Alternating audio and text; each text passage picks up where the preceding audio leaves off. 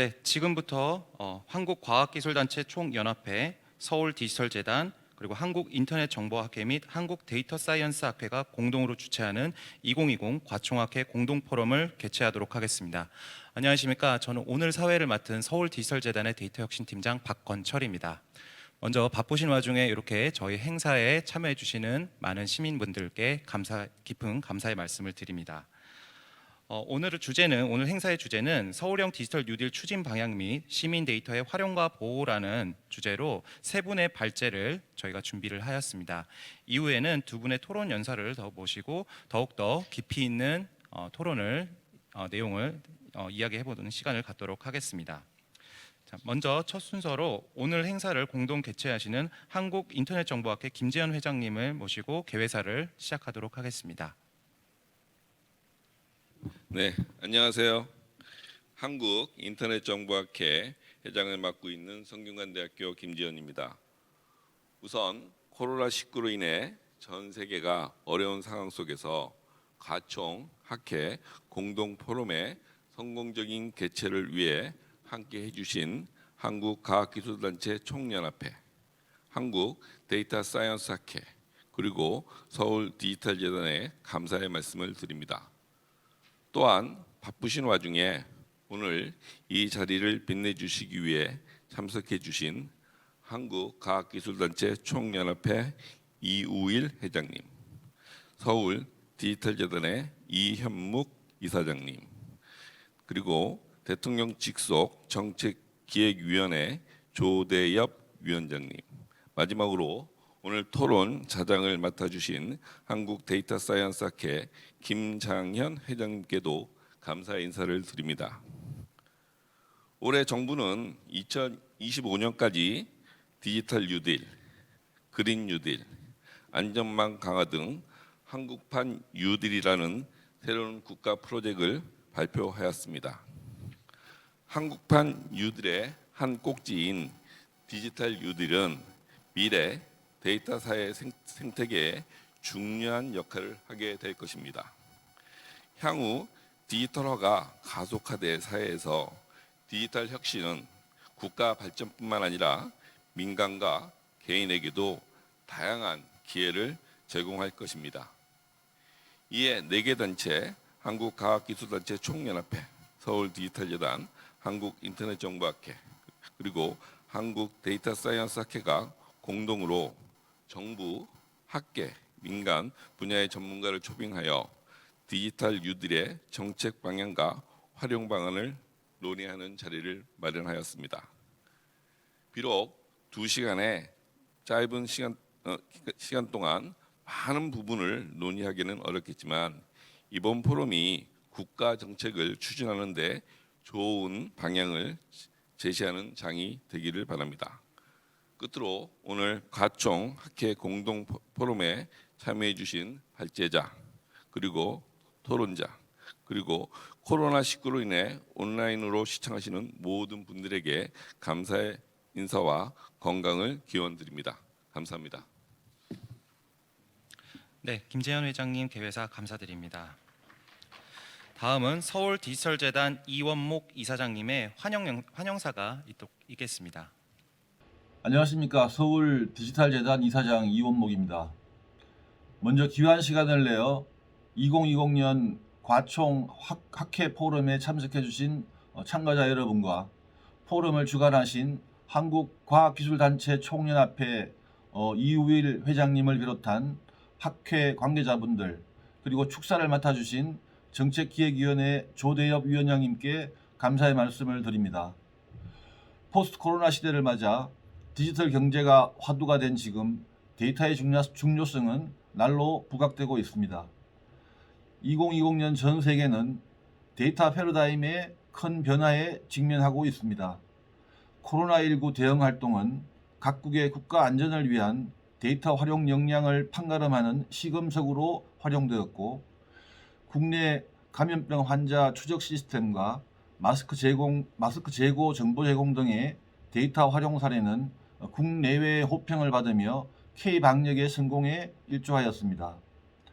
근본 포럼의 주제인 디지털 뉴딜과 데이터의 활용과 보호는 국가를 디지털 전환한다는 혁신 프로젝트 중의 하나입니다. 디지털 뉴딜은 일자리 창출과 함께 단순한 재정 투자가 아닌 디지털 경제의 초석을 다질 수 있는 구체적인 컨텐츠 개발을 목표로 한다는 데 의의가 있을 것입니다. 아울러 데이터의 활용과 보호는 디지털 경제 연착륙을 위해 반드시 필요한 장치이기에 근본 포럼을 통해 반드시 논의되어야 할 주제이기도 합니다. 우리 디지털 재단은 지난 여름부터 시민 300여 명이 참여해 시민 생활과 밀접한 도시 데이터를 수집하는 서울 데이터 스포터스를 운영하며 디지털 뉴딜에 앞장서고 있습니다. 내년에는 올해 수집된 데이터의 가공 및 정비 사업을 통해 디지털 뉴딜 정책을 선도해 나갈 예정입니다. 2020년 과총학회 공동포럼은 포스트 코로나 시대를 이끌 원동력으로서 데이터가 갖는 의미와 디지털 경제에서 정부와 지방정부의 디지털 뉴딜 추진 방향을 논의한다는 점에서 매우 뜻깊은 자리가 될 것이라고 생각합니다. 영상을 통해 시청하시는 시민들께서도 정부와 지방정부의 디지털 뉴딜에 대한 관심을 가질 수 있는 좋은 시간이 되기를 기대합니다. 참가자 여러분들의 깊이 있는 발표와 열띤 토론을 부탁드립니다. 감사합니다. 네, 다음은 오늘 행사의 가장 많은 부분을 지원해 주시고 도움을 주신 한국과학기술단체 총연합회 이우일 회장님의 환영사를 듣도록 하겠습니다. 안녕하십니까. 한국과학기술단체 총연합회 회장 이우일입니다. 전 세계가 겪고 있는 코로나 사태로 인해서 경제와 사회에 새로운 변화가 생기고 있습니다. 우리나라 역시 그 해결책으로 K-뉴딜, 이른바 한국판 뉴딜 정책을 마련하였습니다. 그 가운데 비대면 산업의 발전으로 디지털 뉴딜은 더욱 많은 관심을 받고 있습니다. 성공적인 디지털 뉴딜이 되기 위해서는 공공데이터의 적합한 사용과 활용을 위한 인프라가 필수적입니다. 이는 데이터댐이라 불리며 디지털화가 가속돼 사회에서 국가 및 개인에게도 다양한 기회를 제공할 것입니다. 이처럼 디지털 역량이 국가와 개인 경쟁력의 핵심 요소가 되어가는 사회에서 경제 위기를 극복하고 새로운 일자리를 창출하기 위해 데이터에 대한 이해와 관심은 필수 사항이 되었기에 과총과 서울디지털재단, 한국인터넷정보학회, 한국데이터사이언스학회는 데이터 관련 분야 전문가들을 초청하여 다양한 논의를 진행하고자 합니다. 오늘 포럼을 위해 애써주신 김재현 회장님, 이원목 이사장님, 김장현 회장님, 조대엽 위원장님께 감사드리며 또 발제와 토론에 참여해 주시는 여러분께도 감사의 말씀을 드립니다. 오늘 포럼에서 데이터 활용과 보호에 기반한 디지털 뉴딜의 성공적인 방향 모색과 이를 통한 우리나라 발전을 위한 새로운 DNA가 만들어지기를 바랍니다. 감사합니다. 네, 다음은 바쁘신 가운데 이 자리에 직접 축사를 위해서 참석해 주셨습니다. 대통령 직속 정책기획위원회의 조대엽 위원장님의 축사를 듣도록 하겠습니다. 예, 여러분 반갑습니다. 대통령 직속 정책기획위원장 조대엽입니다. 코로나19로 인한 어려운 상황 속에서 이렇게 뜻깊은 행사를 준비하신 한국과학기술단체 총연합회, 그리고 서울디지털재단, 한국인터넷정보학회, 한국데이터사이언스학회 등 관계자 여러분께 축하의 말씀과 함께 깊은 감사의 인사를 드립니다. 코로나19 팬데믹은 우리에게 익숙했던 일상을 뛰어들고 세계 질서를 바꾸는 거대한 변화를 만들고 있습니다. 문명사적 위기가 만든 인류 문명의 전환기라고도 할 수 있습니다. 세계 도처에서 나타나고 있는 코로나19의 재확산과 장기화의 위험이 우리에게도 이제 예외 없는 현실이 되었습니다. 우리는 지금 길어지고 있는 불안과 위기의 시대를 새로운 기회의 시대로 바꾸고자 애쓰고 있습니다. 우리는 지금 새로운 질서, 새로운 미래를 열어야 할 절대 시간을 맞고 있는지도 모릅니다. 그 중심에 정부에서 전개하고 있는 한국판 뉴딜이 있습니다. 오늘 포럼이 디지털 뉴딜의 정책 방향과 활용 방안을 논의하는 자리라고 알고 있습니다. 여러분들도 아시다시피 디지털 뉴딜은 그린 뉴딜 안전망 강화, 지역 균형 뉴딜과 함께 한국판 뉴딜의 가장 우선적인 핵심 축이라고 할 수 있습니다. 코로나19 확산으로 각 산업의 디지털 전환 필요성이 대두되고 경제 침체 위기 극복 방안이 절실한 상황에서 디지털 뉴딜이야말로 어려운 경제 여건을 극복할 수 있는 대안이 되어야만 합니다. 4차 산업혁명 시대의 디지털 뉴딜은 빅데이터, 인공지능, 클라우드를 활용한 기술 혁신을 통해서 미래 데이터 사회의 생태계를 선도하고 포스트 코로나 시대 도시경제와 시민 생활을 재건하기 위한 전략이 되어야 합니다. 지난 1월 9일 데이터 3법이 국회를 통과했습니다. 개인정보 보호를 강화하면서 데이터 활용 활성화를 통해 관련 산업의 발전을 조화롭게 모색할 수 있게 되면서 우리나라가 인공지능 시대와 데이터 경제를 선도할 수 있는 제도적 기반이 마련되었다라는 평가를 받고 있습니다. 하지만 개인정보 유출과 이에 대한 대책 마련 등 보완 방안에 대한 고민도 지속적으로 논의되어야 될 줄로 알고 있습니다. 이런 맥락에서 서울형 디지털 뉴딜 추진 방향 및 시민 데이터의 활용과 보호라는 주제로 열리는 오늘 행사가 참으로 시의적절하고도 뜻깊은 행사라고 생각됩니다. 오늘 토론회를 통해서 AI, 빅데이터 등 디지털 뉴딜에 대한 추진 방향, 데이터 3법을 둘러싼 다양한 이슈 등에 대한 발전적 논의가 이루어지기를 기대합니다. 더불어서 디지털 뉴딜, 그린 뉴딜 전환을 그야말로 우리 사회가 획기적으로 시도하게 되면은 거기에는 피할 수 없이 낙오되는 산업 낙오자가 생길 수 있고 정보 소외계층이 반드시 따르게 됩니다. 이 부분에 대한 고려와 배려, 말하자면은 한국판 뉴딜 전환이 정의로운 전환이 될 수 있는 방안까지도 같이 좀 고려해 주실 수 있는 그런 토론회가 되기를 기대해 마지 않습니다. 다시 한번 오늘 토론회를 위해서 거름해 주신 여러분들과 또 온라인으로 함께해 주시는 여러분들께 감사의 말씀을 드리고 모든 분들의 건성을 기원합니다. 고맙습니다. 네, 오늘 포럼의 개회사 환영사 그리고 축사를 맡아주신 김재현 회장님, 이원목 이사장님, 이우일 회장님, 조대엽 위원장님께 다시 한번 감사의 말씀을 드립니다. 자, 그럼 지금부터 본격적인 발제에 들어가도록 하겠습니다. 먼저 첫 번째 발제는 AI 빅데이터 중심의 디지털 뉴딜, 정부 지자체의 거버넌스 추진 방향이라는 주제로 고려대학교 컴퓨터 융합 소프트웨어학과 조민호 교수님의 발제를 듣도록 하겠습니다. 조민호 교수님께서는 현재 대통령 직속 정책기획위원회에서 인공지능 데이터 거버넌스 TF 단장을 역임하고 계십니다. 조민호 교수님을 모시도록 하겠습니다. 네, 안녕하세요. 여기 지금 오디언스하고 한 30m 정도 떨어져서 제가 이 마스크를 좀 벗도록 하겠습니다.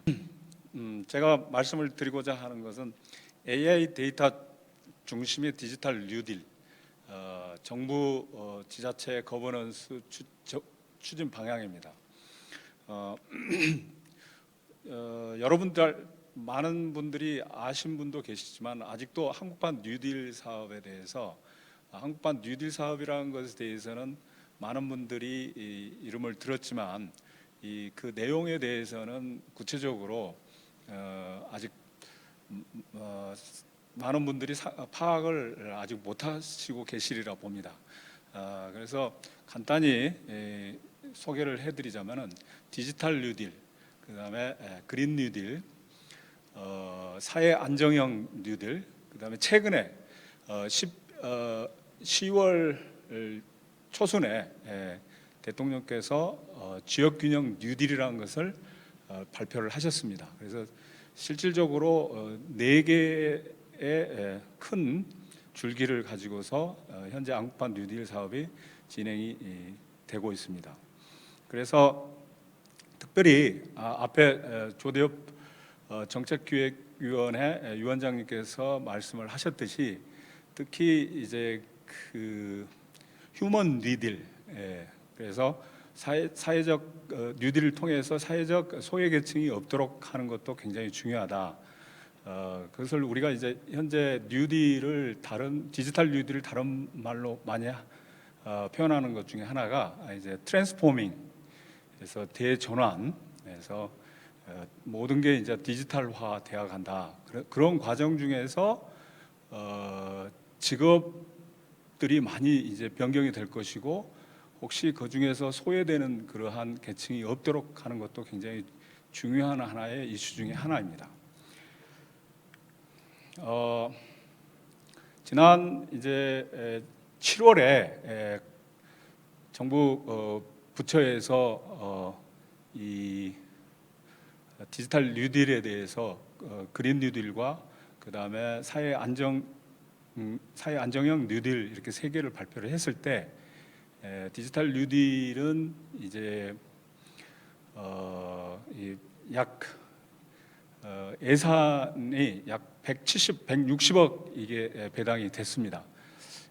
그 중에서 이제 이미 저희들이 해왔던 것 중에 하나가 이제 DNA라고 하는 게 있어요. 데이터, 그다음에 네트워크, AI.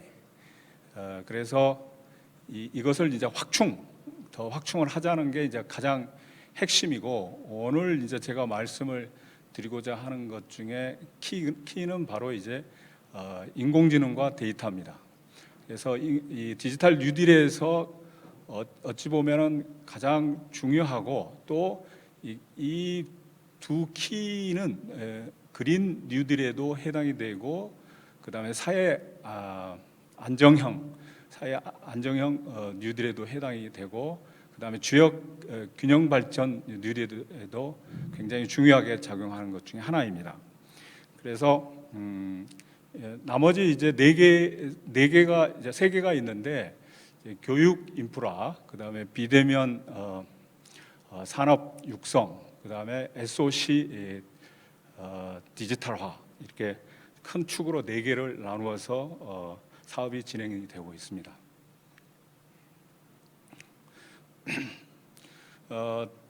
앞에서도 말씀을 드렸듯이 디지털 뉴딜 사업의 핵심은 이 인공지능, 데이터, 그다음에 네트워크입니다.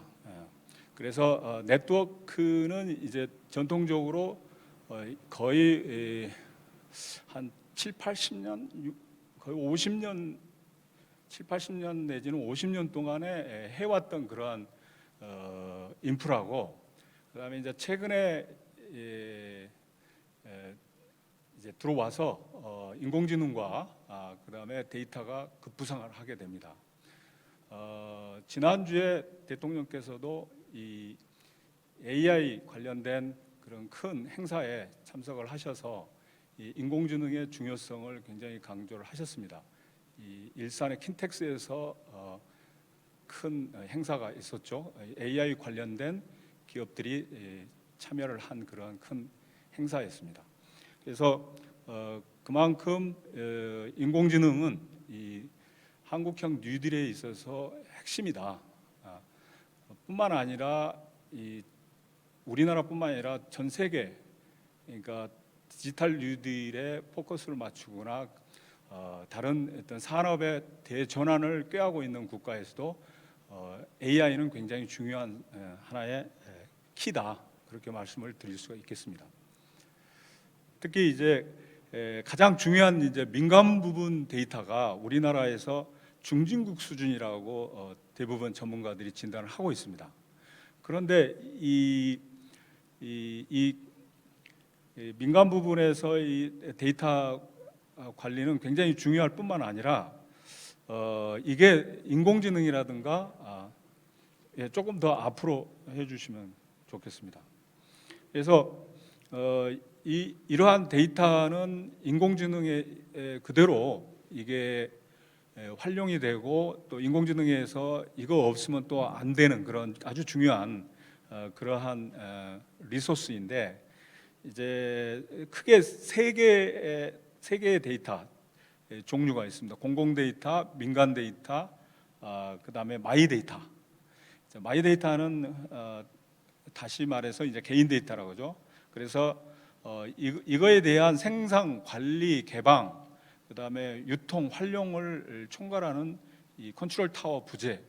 이것 때문에 이 디지털 뉴딜을 수행하고 있는 산업체에서 굉장히 어려움을 겪고 있습니다.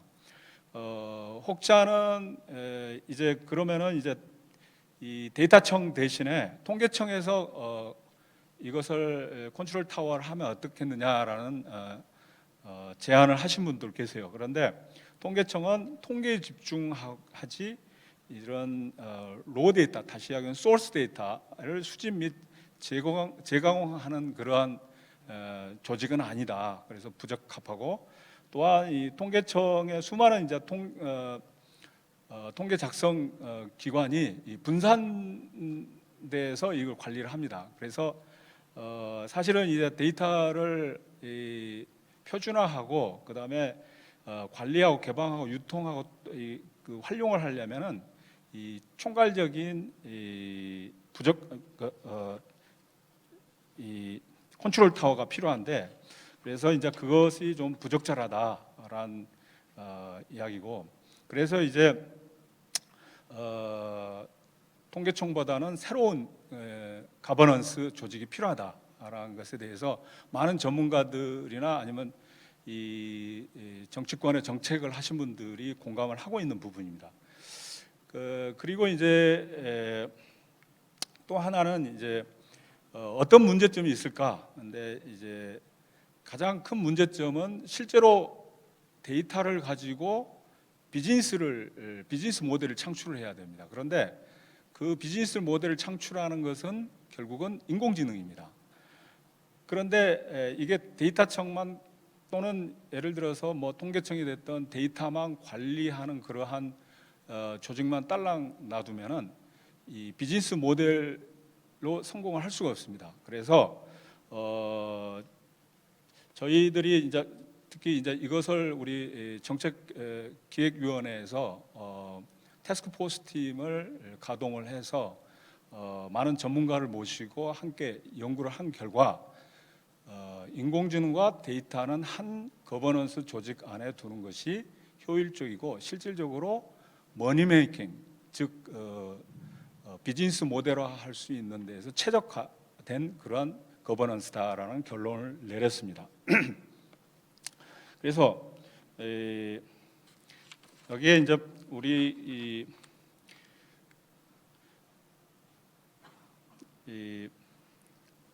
가장 이제 디지털 뉴딜 사업에서 이제 거버넌스의 이제 필요성은 앞에서도 이제 컨트롤 타워 부재라는 그러한 큰 걸림돌 그걸 타개하기 위해서 이제 새로운 조직이 필요하다.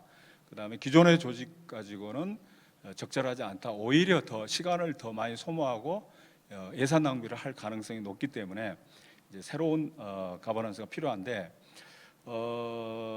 그렇다면은 인공지능이 왜 이렇게 중요하느냐? 지금 많은 우리 주변에 실제로 인공지능이 활용이 많이 되고 있습니다. 그러나 그 시스템에 나는 인공지능입니다라고 말하지는 않습니다. 그러나 그 시스템 안에는 인공지능 알고리즘들이 내장돼 있고 그 다음에 또 이 데이터를 활용을 해서 인공지능 이 머신이 개발에 대해서 실생활에 적용이 많이 되고 있습니다. 그래서 저는 미래의 먹거리의 50%는 인공지능에 의해서 이 인공지능이 차지할 것이다라고 이렇게 예측을 하고자 합니다. 물론 저뿐만 아니라 미래학자들도 상당히 공감하는 부분 중에 하나입니다. 그래서 이제 이게 특히 이제 중점을 둬야 될 부분은 지금 이제 여기 저희 이제 정책기획원에서 이제 태스크포스 팀에서 많은 이제 연구도 하고 그다음에 현재 현장 산업체의 목소리도 들어본 결과는 너무 느리다. 그다음에 데이터의 유통이 안 된다. 그다음에 또 하나는 쓸만한 데이터가 없다. 그다음에 데이터를 이게 돈으로 사고자 하고 싶어도 제대로 적절하게 살 수 있는 것도 없다. 물론 이제 그게 이제 데이터 거래소라든가 이런 것들이 민간인 차원에서 민간인 조직에서 현재 운영되고는 있습니다.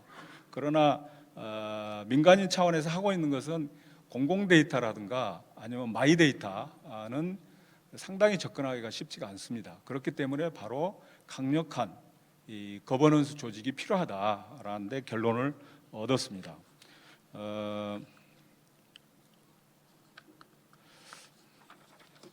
그래서 이제 이 다음 그림을 이렇게 보시면은 조금 이해하기 쉽게 왜 인공지능과 데이터는 같이 있어야 되는가.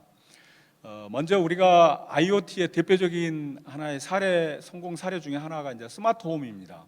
스마트홈에 현재 아파트라든가 일반 단독주택에서 쓰고 있는 인공지능 중에 하나가 바로 실내 온도를 자동으로 조절해 주는 겁니다.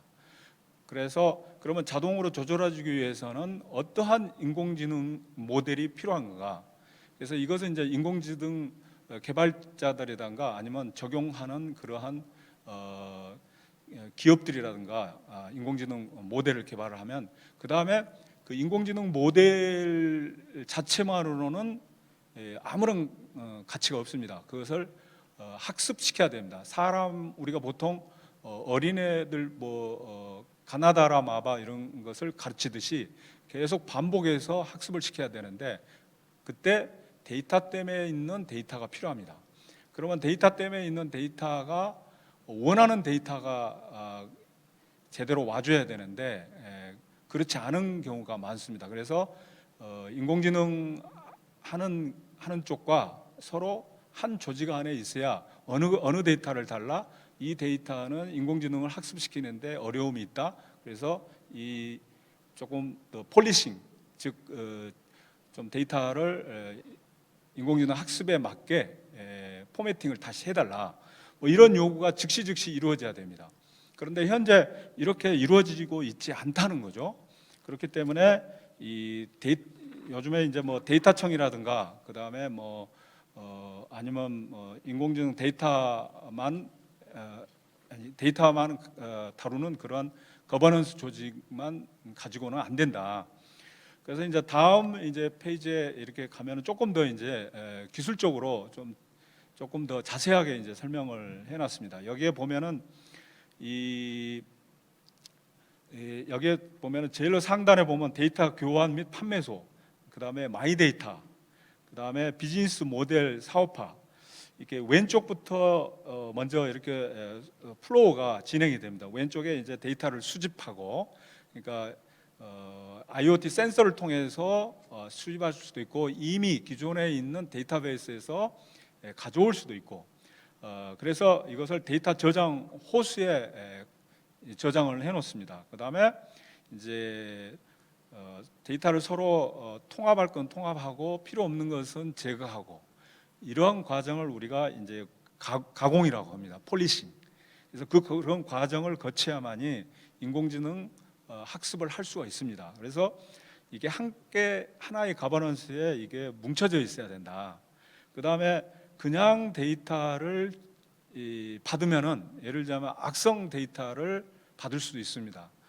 그렇기 때문에 이제 이 데이터를 공급하는 그런 모든 선에서는 블록체인화가 이루어져야 된다. 그래서 이제 이것은 이제 저희 정책기획위원회에서 이 태스크포스 팀에서 이것을 이 플로우를 만들었습니다. 그래서 이 모든 것들은 이제 클라우드나 또는 엣지 컴퓨팅에서 이루어진다. 그래서 이게 좀 자세한 거고, 그렇다면은 인공지능 데이터 이렇게 하나의 거버넌스로 가는데 국가 차원에서 그럼 어떠한 조직으로 가야 이게 추진력을 받을 수 있을까? 한동안 계속 데이터청 이야기가 나왔었는데 앞에서도 이제 데이터청 단독으로는 적절하지 않다. 반드시 인공지능이 있어야만이 성공적인 비즈니스 모델을 만들어낼 수 있기 때문에, 그래서 이제 저희들이 이제 제안하는 것은 이제 대통령 직속 인공지능 데이터 조직위원회 또는 위원회, 이렇게 행정 권한을 갖는 그러한 조직위원회를 1차적으로 만들고, 시간이 없기 때문에 그 다음에 이제 이게 어느 정도 몇 년 정착이 되면은 국무총리 직속으로 처나 또는 이제 부로 이렇게 더 발전시킬 수 있는 그런 게 이제 현재로서는 가장 적합한 하나의 거버넌스인데, 이미 현 정부 참여 정부가 거의 지금 막바지에 와 있기 때문에 이게 지금 실현이 안 되더라도 아마 새로운 정부에서 이러한 거버넌스를 추진을 해야 되지 않느냐라는 생각이고, 지금 당장 이게 시간이 좀 걸릴 수 있기 때문에 바로 1단계, 즉 부나 처는 시간이 걸리기 때문에 위원회를 만들어서 신속하게 추진하자라는 게 이제 제안 사항입니다. 그 다음에 이제 다음 페이지에서 보면은 이제 대부분이 일반적인 어떤 거버넌스 조직, 운영 조직도입니다. 그러나 가장 중요하고 틀린 부분은 독창적인 부분은 사업 추진 부서가 프로젝트 팀 단위로 구성이 돼야 된다. 그리고 또 하나는 50% 이상이 민간 기업이라든가 연구소 출신으로 구성을 해야 된다. 그래서 프로젝트 팀 기반으로, 예를 들어서 자율자동차 드라이빙 시스템에 대한 인공지능 시스템을 개발하고 또한 이것을 사업화하기 위해서 자율자동차 드라이빙 인공지능 비즈니스 모델 개발팀 또는 추진팀, 이렇게 팀을 만들어서 진행을 하되, 지금까지 계속해서 이 기업들의 굉장히 원망의 소리는 정부에서 우리가 원하는 대로 해주질 않는다. 시간은 급하고 빨리 추진해야 되는데, 그래서 그러한 필드에 있는 사람들이 팀 안에 들어와서 직접 사업을 수행할 수 있도록 하자는 게 이제 본 거버넌스 운영 조직의 핵심입니다. 그 다음에 이제 그렇다면 이제 지자체는 어떻게 할 건가? 지자체 디지털 뉴딜 거버넌스의 이제는 중세 봉건 시스템의 교훈을 따르자입니다. 그래서 중앙에서 모든 것을 컨트롤하고 그 다음에 컨트롤 타워에 의해서 운영이 되는 것보다는 지역마다 독창성을 가지고 또 지역끼리 선의의 경쟁, 지역에 주어지는 자유를 최대한 잘 활용을 한다면은 중세 봉건 시대에 그러한 그러니까 유럽이 크게 발전한 원동력 중에 하나가 봉건제도였습니다. 봉건제도는 잘 아시다시피 한 국가 안에 수십 개의 자율적인 이 영주가 있었습니다. 그래서 그 영주들끼리 서로 경쟁을 하고 그런 가운데서 독창적인 지역 문화가 형성이 되고 그 다음에 과학 기술도 함께 경쟁을 해서 발전한, 그래서 그런 모델을 가고, 그 다음에 이제 예산은 어떻게 하느냐? 현재 이제 디지털 뉴딜의 정부 예산은 75조 원, 향후 5년간 75조 원이 할당이 되어 있습니다. 그런데 사실 지금 지자체도 아직 뉴딜로 이렇게 거버넌스를 변경을 했거나 또는 어떤 예산을 그런 쪽으로 이렇게 별도로 디지털 뉴딜용으로 사용하자라고 이렇게 설정해 놓고 하는 데는 아직 없을 겁니다. 그래서 지자체도 이렇게 리스트럭처링 하여서, 즉 구조 조정을 해서 거버넌스도 새롭게 추진하고, 또 예산도 변경을 하거나 또는 증액을 해 가지고, 제가 보기에는 중앙정부에서 지원하는 75조 원 이상의 예산을 준비해야만이 실제로 제대로 된 디지털 뉴딜과 함께 수준도 끌어올릴 수 있지 않느냐라는 게 이제 제안 상황이고요. 그래서 거버넌스도 역시 이제 조직도 마찬가지로 황색으로 돼 있는 부분만 교체를 하면은 그대로 중앙 컨트롤 타워, 중앙 정부의 디지털 뉴딜, 즉 인공지능 데이터 거버넌스의 조직 형태를 그대로 답습하면 됩니다. 다만 지자체 이런 것들이 주요 광역시라든가 광역도 이런 데서 이러한 조직을 가져가면은 중앙의 컨트롤 타워하고 서로 이 싱크도 되고 모든 게 일이 손발이 맞기 때문에 효율적으로 진행이 될 것이다라는 생각을 합니다.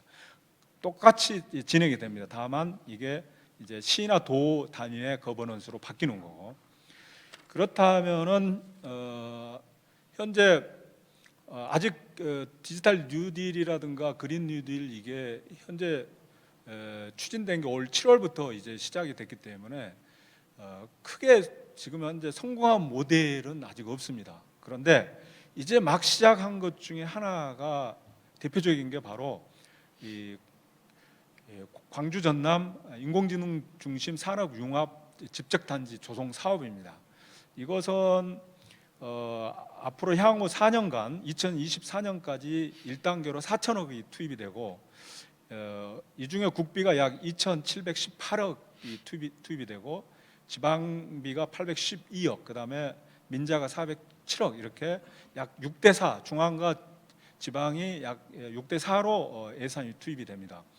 근데 이 사업이 지금 디지털 뉴딜의 가장 앞으로 좋은 모범 사례가 될 가능성이 높기 때문에 제가 소개를 하는 겁니다. 그래서 이 사업의 핵심은 이제 데이터 중심의 개방형 인프라 조성, 즉 데이터댐. 어떻게 보면은 이제 이게 데이터청하고 비슷할 수도 있겠습니다. 지역의 데이터청. 그다음에 AI 창업 지원을 해주는 그러한 이 큰 사업 하나, 그 다음에 하나는 AI 연구 개발. 사실 연구 개발이 없으면은 무용지물이 되기 때문에 그래서 이 세 개의 축으로 해서 나가는데 이게 이제 1단계는 4천억이지만 2단계 또 다시 4년 2025년부터 4년간 또 진행이 됩니다. 그래서 이것을 조금 더 이제 보완을 해서, 즉 지자체가 거버넌스 조직 체계 수립이 아직 안 돼 있습니다. 물론 중앙정부도 그게 아직 안 돼 있습니다. 그래서 지자체는 이게 독자적으로 더 빠르게 진행할 수 있기 때문에 중앙정부가 조금 시간이 걸리더라도 지자체에서 먼저 거버넌스 조직 체계 수립을 할 수가 있을 거라고 봅니다. 그다음에 특히 데이터 인프라는 중앙정부의 표준과 싱크가 반드시 돼야 되기 때문에 이 싱크를 맞춰줘야 되고, 즉 동일하게 싱크로나이제이션 동일하게 맞춰줘야 되고, 그다음에 완성도나 그다음에 수준을 세계적인 수준으로 끌어올리기 위해서는 지자체가 더 많은 예산을 투입해야 되지 않느냐.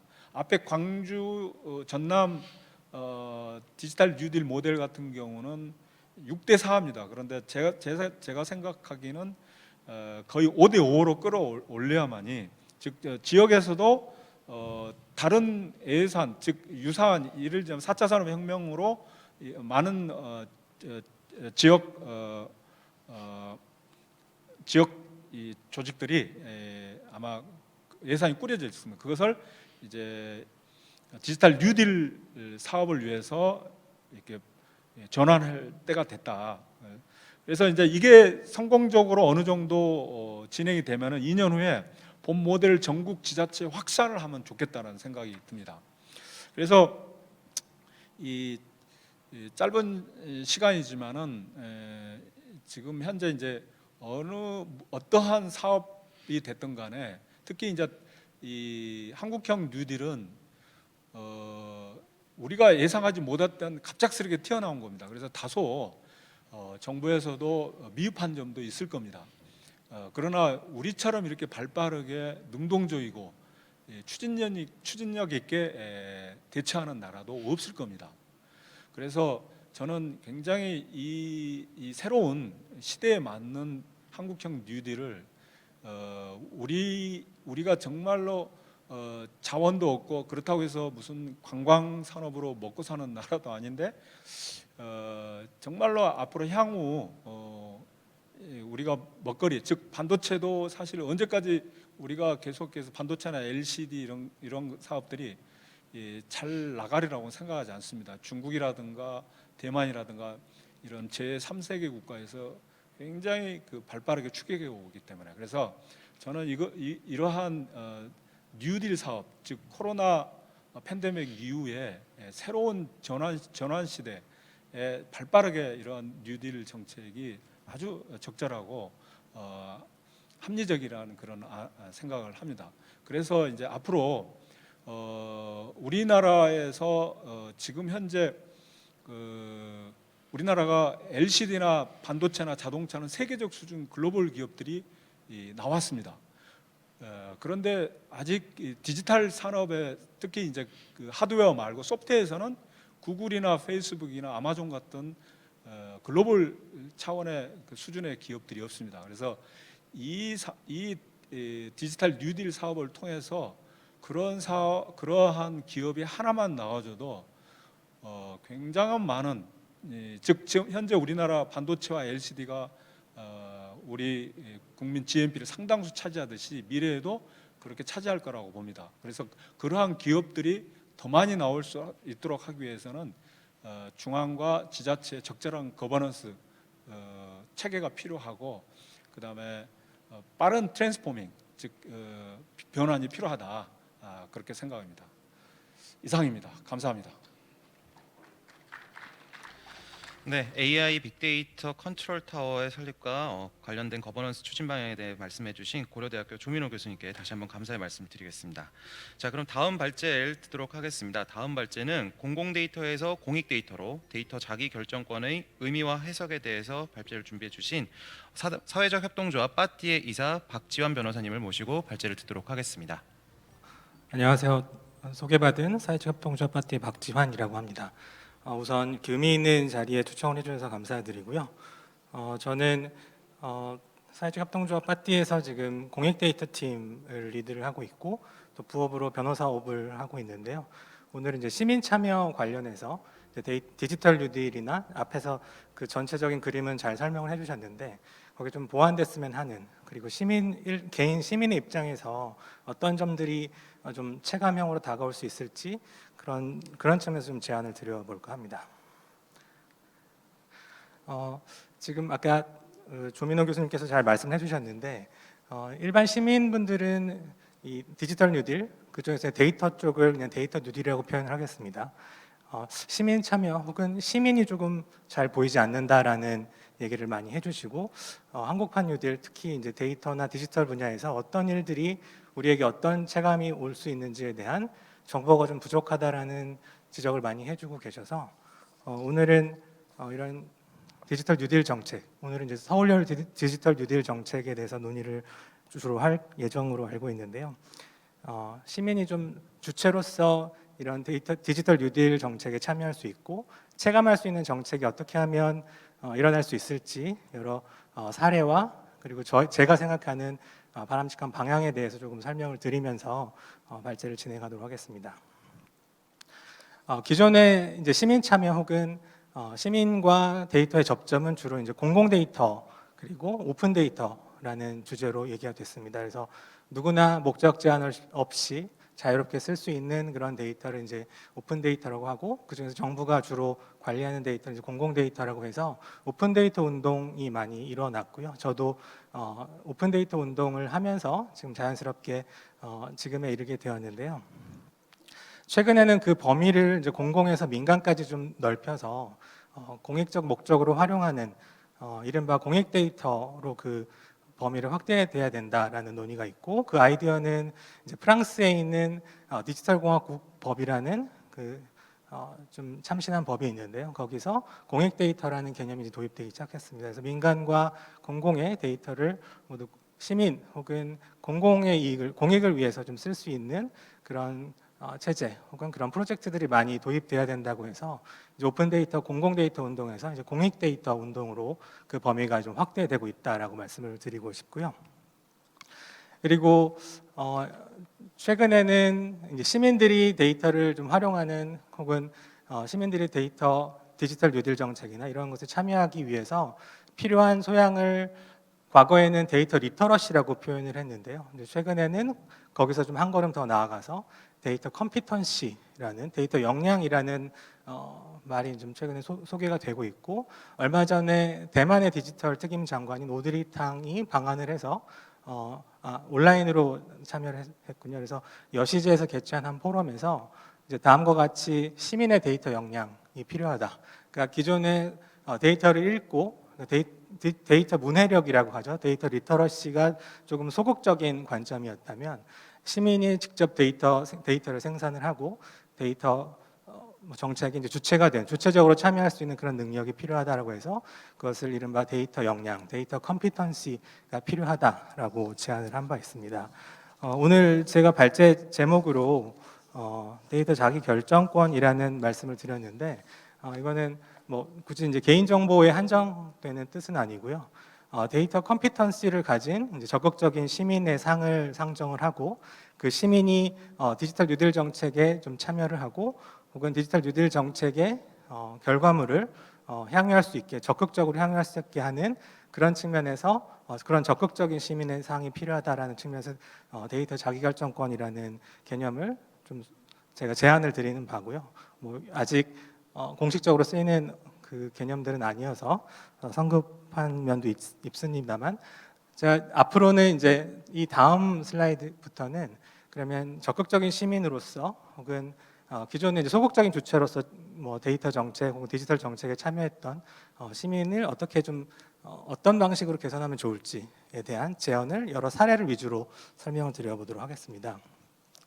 지금 보시는 화면은 아마 이제 코로나19 사태가 본격화되면서 시민 개발자분들이 이제 지도 위에 그 확진자 동선들을 이런 식으로 나타낸 서비스들이 올해 초에 좀 많이 보셨을 거예요. 그래서 이 기본이 되는 데이터가 이거는 지금 외국 분들도 보실 수 있게 이제 한 학교에서 영어로 번역해서 공개한 데이터긴 한데요. 이런 시민분들이 좀 자유롭게 사용할 수 있는, 그리고 시민분들이 생산에 기여한 데이터를 가지고 방금 보셨던 이런 코로나 맵 서비스를 통해서 공익에 기여하는 그런 서비스가 처음에 시작이 됐습니다. 그래서 제가 이제 사회적 협동조합 빠띠에 좀 합류하게 되면서 이 동선 데이터를 조금 어떻게 하면 개선할 수 있을까? 그러니까 시민분들과 시민 개발자분들과 함께 이게 광화문 1번가라는 그 정책 제안 사이트가 있습니다. 정부가 운영하는, 거기에 코로나19 및 전염병 관련 공공 데이터를 조금 확대해 달라라고 여러 시민 개발자분들과 함께 제안을 한 바 있습니다. 그래서 이 제안을 이제 시작으로 아까 모두에서 또 말씀드렸던 뭐 K 방역의 모범 사례로 소개되고 있는 이제 마스크 재고 데이터까지 이르게 됐는데요. 지금 설명드리는 사례는 어떻게 시민이 좀 주체가 돼서 데이터를 활용해서 공익적인 활동을 할 수 있는 그런 사례를 먼저 소개를 드리고, 이걸 확산할 수 있는 그 디지털 뉴딜 정책에서 정책 측면에서 좀 확산할 수 있는 방안에 대해서 좀 제안 드리는 걸로 이제 발표를 이제 마무리할까 합니다. 그래서 저희가 제안한 이 정책 제안 이후에 정부에서 이 제안과 함께 이제 마스크 재고 데이터, 지금 보시는 화면은 이제 마스크 재고 데이터를 실시간으로 제공하는 API 그 화면인데요. 마스크 재고 데이터까지 공개가 되어서 결과적으로 동선 서비스, 동선 추적하는 서비스 외에도 공공 마스크의 이제 재고까지 알 수 있는 그런 서비스가 이제 제공이 되게 되었고, 뭐 마스크 사자라는 그 중에 여러 서비스 중에 이제 하나를 좀 소개를 드렸는데요.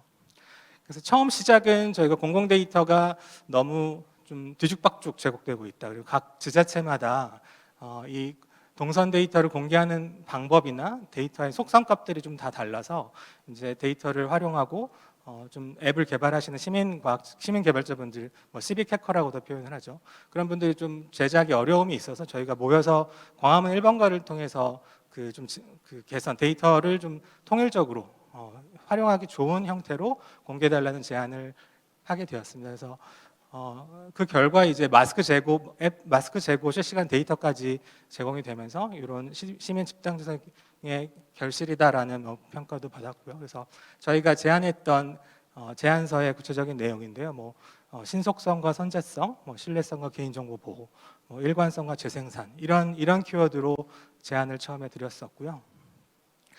네, 제안서의 이제 세부적인 내용입니다. 어떤 데이터 속성을 가진 어떤 포맷의 데이터를 제공하면 좋겠다라고 저희들이 정부에 제안을 했었고요. 네, 그래서 여기 보시는 여러 분들께서 함께 해주셨습니다.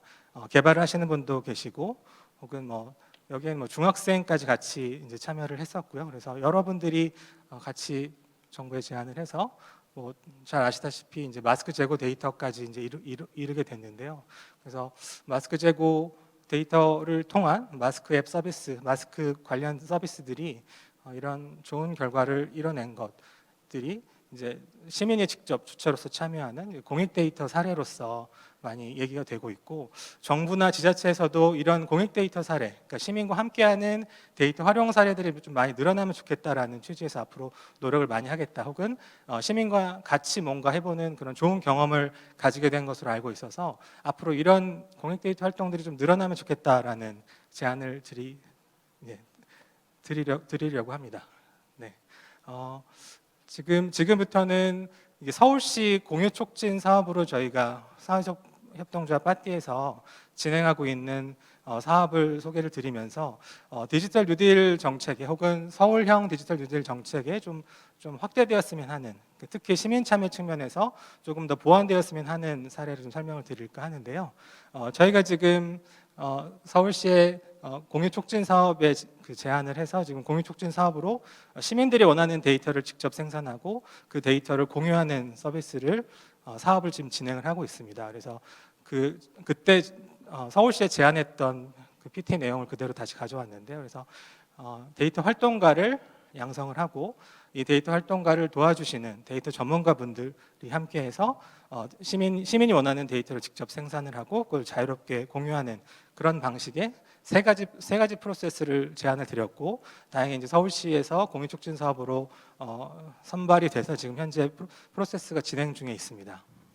그래서 이런 지금 보시는 시민분들이 누구나 쓰실 수 있는 이런 데이터 공유 포털을 지금 거의 개발을 완료 중에 있고요. 지금 보시는 것처럼 데이터와 데이터 소스, 그리고 데이터 활용 사례들을 좀 소개하는 그런 포털을 지금 구축해 두었고요.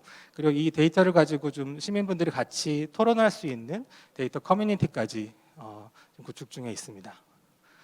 그래서 뭐 다시 요약을 하면 사실 디지털 정책 혹은 데이터 정책에 시민이 이제 주체로서 참여하기 어려운 이유가 이런 데이터나 혹은 디지털에 좀 시민분들이 잘 모르는 부분도 있고, 그래서 지금 설명드리는 그러니까 데이터 전문가와 활동가, 시민 활동가죠. 전문가가 좀 같이 하는 그런 커뮤니티 방식의 활동들을 조금 제안을 드렸고, 그래서 이런 내용들을 좀 자유롭게 공유하는, 뭐 온라인으로 공유를 하거나 오프라인 컨퍼런스를 통해서 혹은 커뮤니티를 통해서 좀 자유롭게 공유되는 그런 프로세스를 제안드렸고, 서울시에서 뭐 큰 예산은 아니지만 저희가 이 프로젝트를 진행할 수 있게 되어서 현재 좀 활발하게 진행을 하고 있습니다. 이제 제 발제를 거의 마무리할 단계에 온 것 같은데요. 그래서 아까 모두에 보여드렸던 한국판 뉴딜 프로젝트에서 지금 화면에 보시는 것처럼 시민이나 국민이라는 단어가 그렇게 많지는 않아요. 그러니까 데이터를 직접 다루거나 혹은 데이터를 활용하시는 기업 입장에서는 한국판 뉴딜 프로젝트가 반가울 것 같은데 일반 국민이 봤을 때는 지금 보시는 뭐 대주제를 보셔도 국민 체감 핵심 6대 분야 데이터 수집 활용 확대 외에는 국민과의 접점이 그렇게 잘 보이진 않습니다. 그래서 이런 것들을 직접 소통하고 시민이 주체가 되는 그런 거버넌스 구조가 저는 필요하다고 생각을 하는데, 그래서 그 시작은 시민의 데이터 역량을 강화를 해서 단순히 리터러시 뿐만 아니라 이제 컴피턴시를 가진 데이터 역량을 가진 이 적극적 시민 그 데이터 활동가라고 저희는 표현을 하는데, 그런 데이터 활동가와 데이터 전문가가 함께하는 그런 커뮤니티를 활성화함으로써 이 데이터 정책 혹은 뉴딜 정책의 일부로서 시민이 좀 참여할 수 있는 그런 계기가 마련될 수 있지 않을까 생각이 들고요. 그리고 이제 서울시 공유 촉진 사업으로 진행되는 저희 사업을 간단히 소개를 하면서 이제 제 발제를 마무리할까 하는데요. 그래서 아까 모두에 말씀드린 바와 같이 이제 시민이 직접 제안한 프로젝트를 전문가와 함께 그 프로젝트를 진행을 하고 있습니다. 지금 보시는 화면이 이제 저희가 이제 이름은 공익 데이터 실험실이라고 붙여봤고요. 그래서 누구나 시민이 제안한 프로젝트를 제안한 시민과 전문가가 함께, 그러니까 저희 파티의 역할은 전문가분들을 시민과 같이 할 수 있게 그런 장을 마련해드리고 시민분들을 직접 교육을 해서 이 프로젝트를 직접 운영을 하고 그 결과를 공유할 수 있도록 도와드리는 건데요. 지금 현재 이제 구축 중인 저희 데이터 퍼블릭이라는 포털에서 그 모든 것들이 이루어지고 있는데, 현재 이제 한 5개, 4개 혹은 5개 정도 프로젝트가 진행이 되고 있습니다. 그래서 뭐 제일 왼쪽에 보시는 화면은 화면의 제일 왼쪽에 이제 장애 아동이 좀 편하게 놀 수 있는 그런 놀이터에 관련된 데이터를 지금 강서구에서 현재 구축을 시민분들이 같이 참여를 해서 구축을 했고, 그 결과가 이제 곧 공개가 될 텐데요. 뭐 그런 프로젝트들도 있고, 최근에 좀 가장 문제가 되는 그 코로나19 사태 이후에 문제가 되고 있는 쓰레기를 어떻게 줄일 수 있을지에 관심 있는 시민분들이 쓰레기 관련 데이터를 좀 잘 정리를 하고 어떻게 개선할 수 있을지에 대한 제안을 하셔서 쓰레기 데이터까지 이제 시민과 직접 시민 생활과 그 시민이 체감할 수 있는 그런 영역의 주제를 가지고 시민 직접 참여를 해서 데이터 전문가분들의 도움을 받아서 지금 이 프로젝트들이 진행이 되고 있습니다. 지금 진행 화면 잠깐 보시면요, 지금 왼쪽 아래에 보시는 것처럼 저희가 온라인으로 지금 여긴 전문가분들 왼쪽에 이제 줌 화면이 조그맣게 보일 텐데요. 이 프로젝트에 참여하고 있는 시민분들과 전문가분들이 이제 온라인 화상 회의를 통해서 프로젝트를 진행을 하고, 저희가 한 일주일에 한 번씩 이런 식으로 계속 만나서 한 두세 달 정도 현재 프로젝트를 진행해서 지금 마무리 단계에 있습니다. 그래서 지금 보시는 이런 프로젝트들이 이제 진행이 되고 있고요.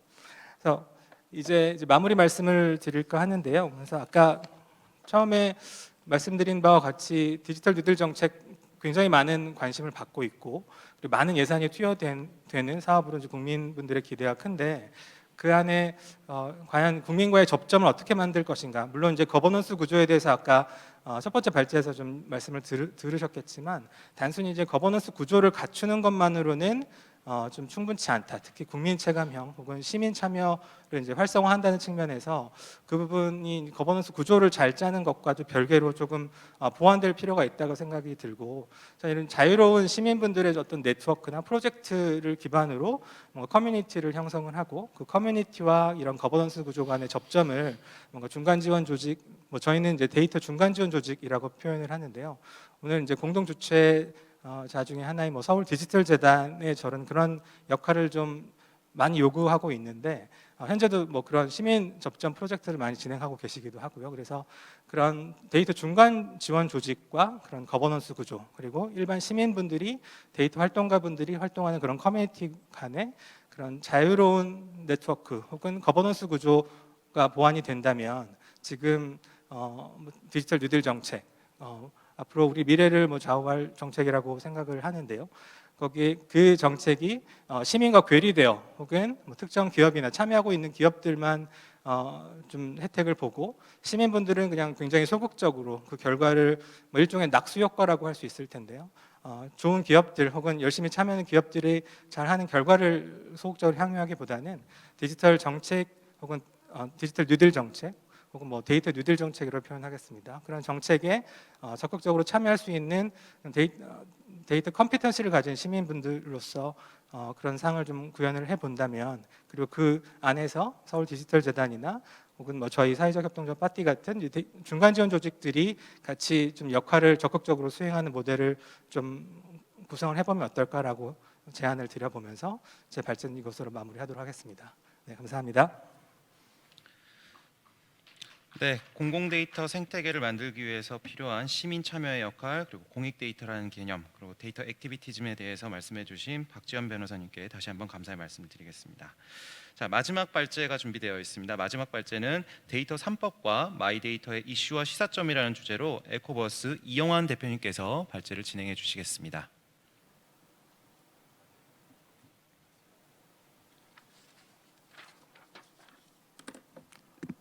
반갑습니다. 이영원이라고 합니다. 오늘 아침에 여러분들 우리 한국이 요즘 되게 좋아요, 그죠? 올해 초에는 우리나라 영화가 아카데미 가서 그 작품 대상을 받았고요. 오늘은 또 아침에 방탄소년단이 빌보드 차트 넘버 1을 했다는데, 그 의의가 한국말로 된 한국 영화가 아카데미상 작품 대상을 받았다는 거고, 오늘도 또 한국말로 된 한국 그 노래가 BTS 그 빌보드 핫백 넘버 1으로 들어갔다는 거잖아요. 전무후무하다는 거잖아요. 그런데 한번 제가 그 얘기를 왜 하냐면, 한번 돌아다 볼 필요가 있다고 하는 생각이 드는 게, 그게 한국 영화가 아카데미상을 타게 된 동기가 시작점이 어딜까 하고 생각을 해봐야 되는데요. 그게 우리 노무현 대통령이 있을 때 스크린 쿼터제 없앤 거였어요. 기억하세요? 우리가 실제로 예술성이 있는 영화들을 만들기 시작한 게 저기였습니다. 영화법 그 쿼터제 없애면서부터 시작이 됐습니다. 저는 이번 우리 정부의 디지털 뉴딜 정책을 너무 큰 기대를 가지고 바라보고 있습니다. 그리고 굉장히 잘하고 있다. 이 데이터 3법의 개정을 통해서 정말 일어나야 될 일들이 앞으로 일어나기 시작할 거다 하고 생각을 하고 있습니다. 하지만 그거와 함께 또 우려도 있습니다. 이분들이 굉장히 열심히 하다 보니까 너무 열심히 가시는 것은 아닐까 하는 우려가 있어서 오늘은 그 얘기들을 좀 해보려고 합니다. 데이터 3법에 대해서 조금 설명을 드리고 왔습니다. 우리가 데이터 3법이 어느 날 갑자기 탁 튀어나온 게 아니에요. 우리 보통 이제 일반인들은 잘 모르지만, 데이터 3법은 이미 세계적인 트렌드가 진행이 되고 있는 상태에서 우리가 그 세계적인 트렌드를 따라가는, 조금 발빠르게 따라간 케이스가 됐습니다. 왜냐하면 유로피안 유니언이 2018년에 GDPR이라는 법을, 우리로 보면 개인정보 보호법을 시행을 했습니다. 그 개인정보 보호법에 우리가 그때 놀란 건 우리가 개인정보를 보호하는데 이렇게 많은 권리를 보장을 해줘야 돼? 하고 생각을 한 거예요. 그 GDPR에서 그 데이터 사업자라고, 데이터 사업을 하는 사람들은, 서비스 사업자들은 사용자들에게 제공해야 되는 개인의 권리는 이런 것들이 있다. 그러고서 지금 제가 리스트해 놓은 8개, 9개 권리를 제공을 해야 된다는 거예요. 그게 첫 번째로 정보를 제공받을 권리의 열람권, 그 다음에 정정권, 삭제권. 우리 삭제권 같은 경우는 right to be forgotten 그런 말로 잘 알려져 있는데, 우리 잊혀질 권리, 이런 것들을 제공을 해야 된다는 거예요. 그리고 내가 그 정보가 어떻게 사용되고 있는지 서비스하는 사람은 제공을 해야 된다는 거예요. 이렇게 강력하게 개인정보 보호를 해줘야 돼 하고 깜짝 놀랐는데, 그래서 그때는 우리 서비스사, 데이터 서비스 하는 사업자들이 이런 걸 다 어떻게 하나 하고 생각을 한 거잖아요. 그랬는데 그것 때문에 어떤 일이 벌어졌냐 하면은 데이터 이동 프로젝트라는 게 생겼어요.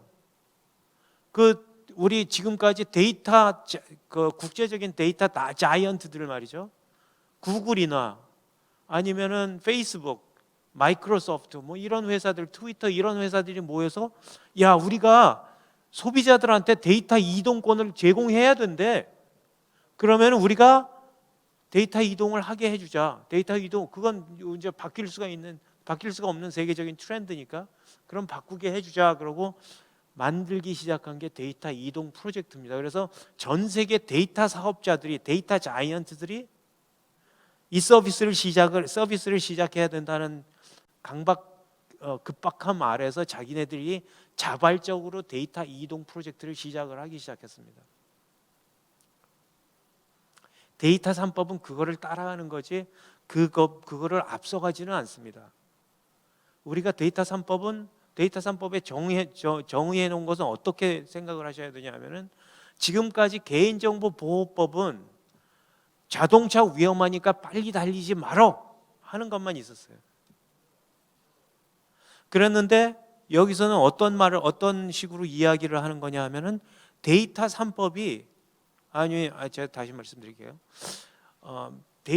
지금까지 자동차가 위험하기는 한데 자동차 달릴 때는 고속도로에서 80마일로 달릴 수 있고 100km로 달릴 수 있고 여기서는 이렇게 달리고 저기서는 저렇게 달리고 저기한테 보행자한테는 이런 권리를 제공을 해줘야 돼. 승객들한테 이런 관리를 제공을 해줘야 돼. 그러면서 시작되는 그 데이터 산업입니다. 그래서 이 데이터 3법은 아마 제가 생각하기에는 노무현 정부에서 영화법에서 스크린 쿼터제 없앤 것만큼 가장 중요한 법이 될 거다 이렇게 생각합니다. 향후 수년 내에 한국 산업을 살릴 수 있는 가장 중요한 법이 될 거다 이렇게 생각합니다. 물론 데이터법이 그 GDPR만 있는 게 아닙니다. 미국의 스마트 공시 정책은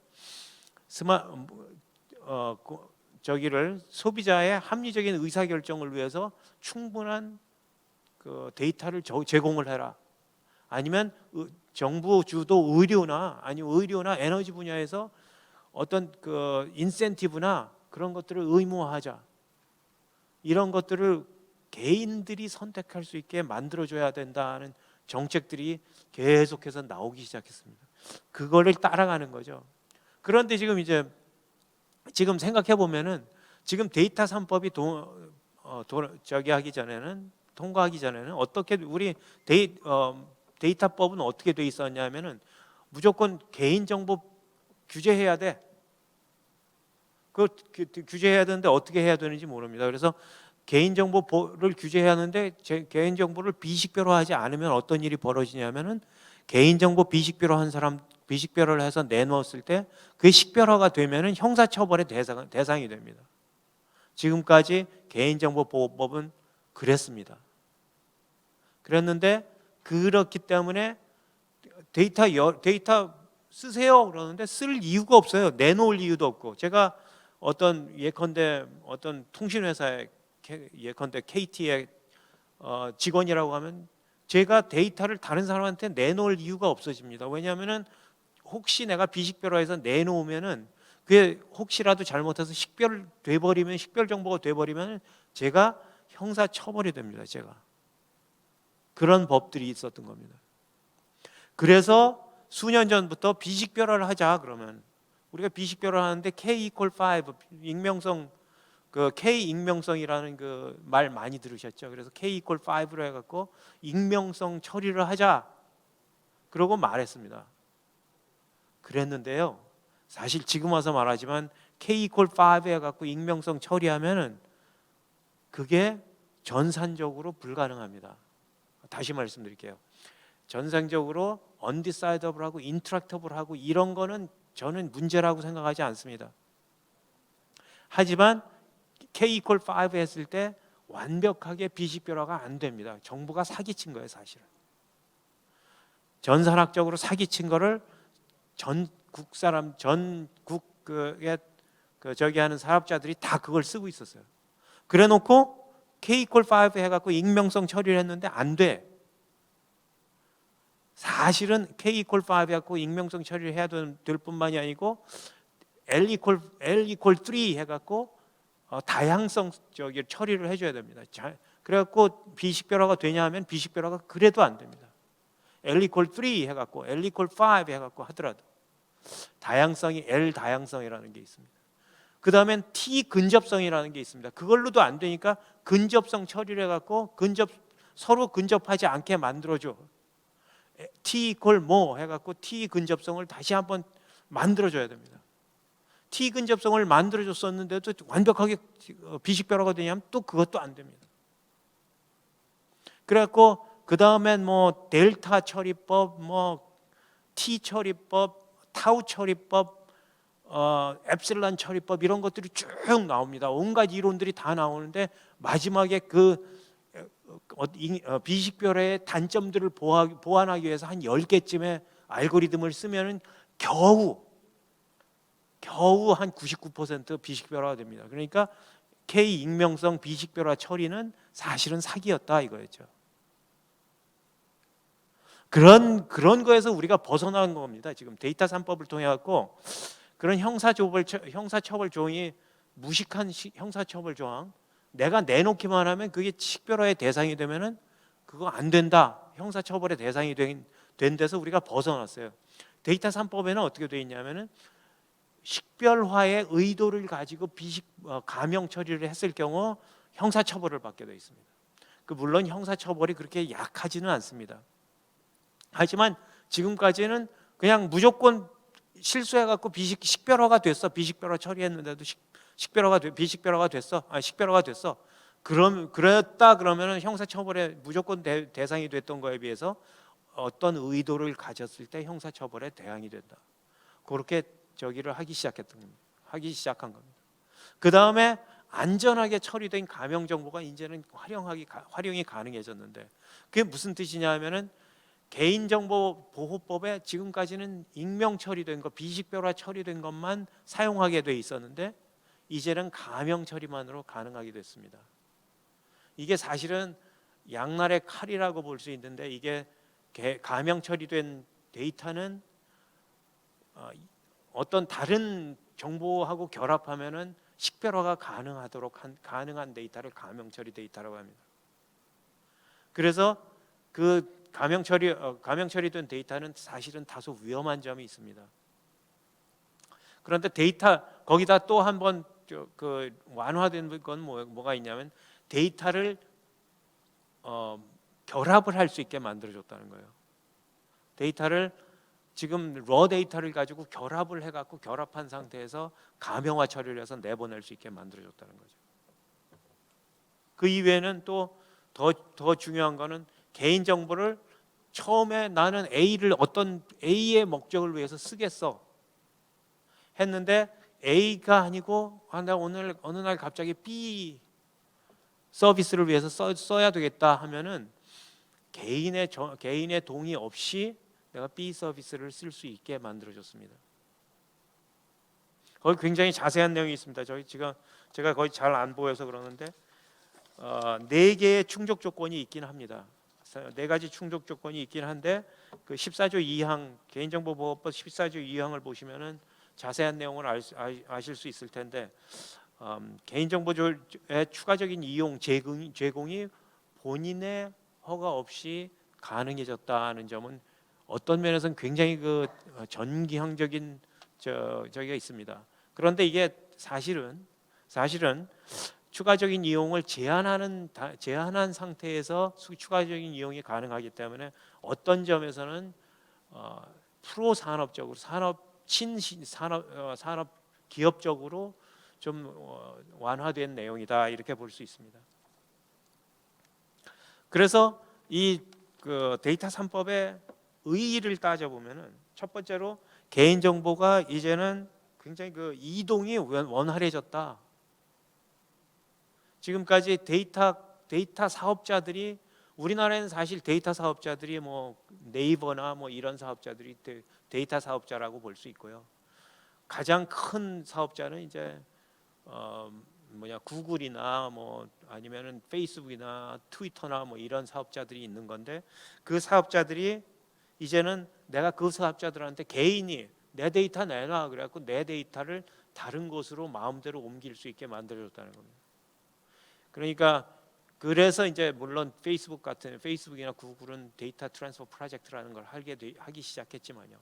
뭐냐면은 내가 ABC라는 회사가 신생 회사가 나타나서 페이스북에 있는 소셜 그래프 내놔, 그럼 내놔야 되는 거거든요. 그럼 그걸 가지고 우리가 쓸 수 있게 만들어 주는 거죠. 그 다음에 데이터가 생성되고 소비되는 그런 전체 가치 사슬에 데이터가 사용될 그 데이터가 가치 생성에 사용될 수 있도록 새로운 양질의 데이터가 구축, 개방 및 활용이 가능해졌다는 점에서 굉장히 큰 그 전기가 되었습니다. 그 이외에는 제가 가장 중요하게는 마이데이터 사용이 이제 가능해졌다는 건데요. 마이데이터 사용은 조금 이따 다시 말씀을 드리겠습니다. 그 다음에 그런 점에서 이제 우리가 데이터 패러다임이 바뀌었는데 어떻게 바뀌었냐면 데이터를 생산하는 사람이 개인이고 데이터 생산자가 그 개인이고 데이터 소비자가 기업이 되는 거예요. 그래서 데이터 생산자로서의 개인은 자기의 권리를 엑서사이즈 할 수 있어야 된다는 거죠. 특히 금융회사 같은 데에 흩어져 있는 우리 예컨대 우리 은행 정보나 아니면 크레딧 카드 정보나 무슨 다른 주식 정보나 이런 것들이 다 금융 정보에 산재해 있는데 그것을 어떻게 사용할 것이냐 하는 것들이 지금 그 관리될 수 있게 만들어졌다는 거죠. 그리고 자기가 생산하는 데이터에 특화된 서비스를 합리적인 비용으로 이용 가능할 수 있게 만들어졌다는 거죠. 지금 우리가 어떤 내가 은행 아니면 카드에 매여 있으면은 다른 카드 사용하거나 뭐 이러더라도 하기 전에는 우리가 합리적인 서비스를 받을 수가 없는데 이제는 우리가 정해가지고 내 데이터 저쪽으로 다 옮겨줘. 그러면 옮겨줘야 된다는 거예요. 가령 지금 제가 신한은행에 있는 데이터가 있다. 그럼 신한은행에 있는 데이터를 B 데이터로 옮겨줘. 그럼 데이터 이동권이 보장되는 한에는 옮겨주는 데이터 서비스 소비 회사들은 그 생산자한테 그 데이터 이동권을 보장해 줘야 된다는 거죠. 그래서 그 어떻게 되냐? 그래서 바뀌는 게 데이터 생산하는 사람들에 대해 그 생산자에 대해서 확실한 인센티브를 제공할 수 있어야 된다는 거죠. 지금까지 우리가 데이터는 생산하는데 그 데이터 생산을 통해서 돈을 제일 많이 번 회사는 구글입니다. 페이스북이고요. 그게 이제는 바뀌어야 된다는 거죠. 실제로 우리나라뿐만이 아니라 전 세계의 법이 트렌드가 이쪽으로 바뀌어가고 있기 때문에 우리는 그런 데이터 산업을 시작해야 될 어떤 시점에 이르렀다 하는 거죠. 그래서 패러다임이 이제 데이터 산업이 그 금융기관이 데이터 소비자로 바뀌기 시작했고요. 그렇게 되면 데이터 생산자는 금융기관이나 기업에 대한 충성도가 낮아진다 이러는 거죠.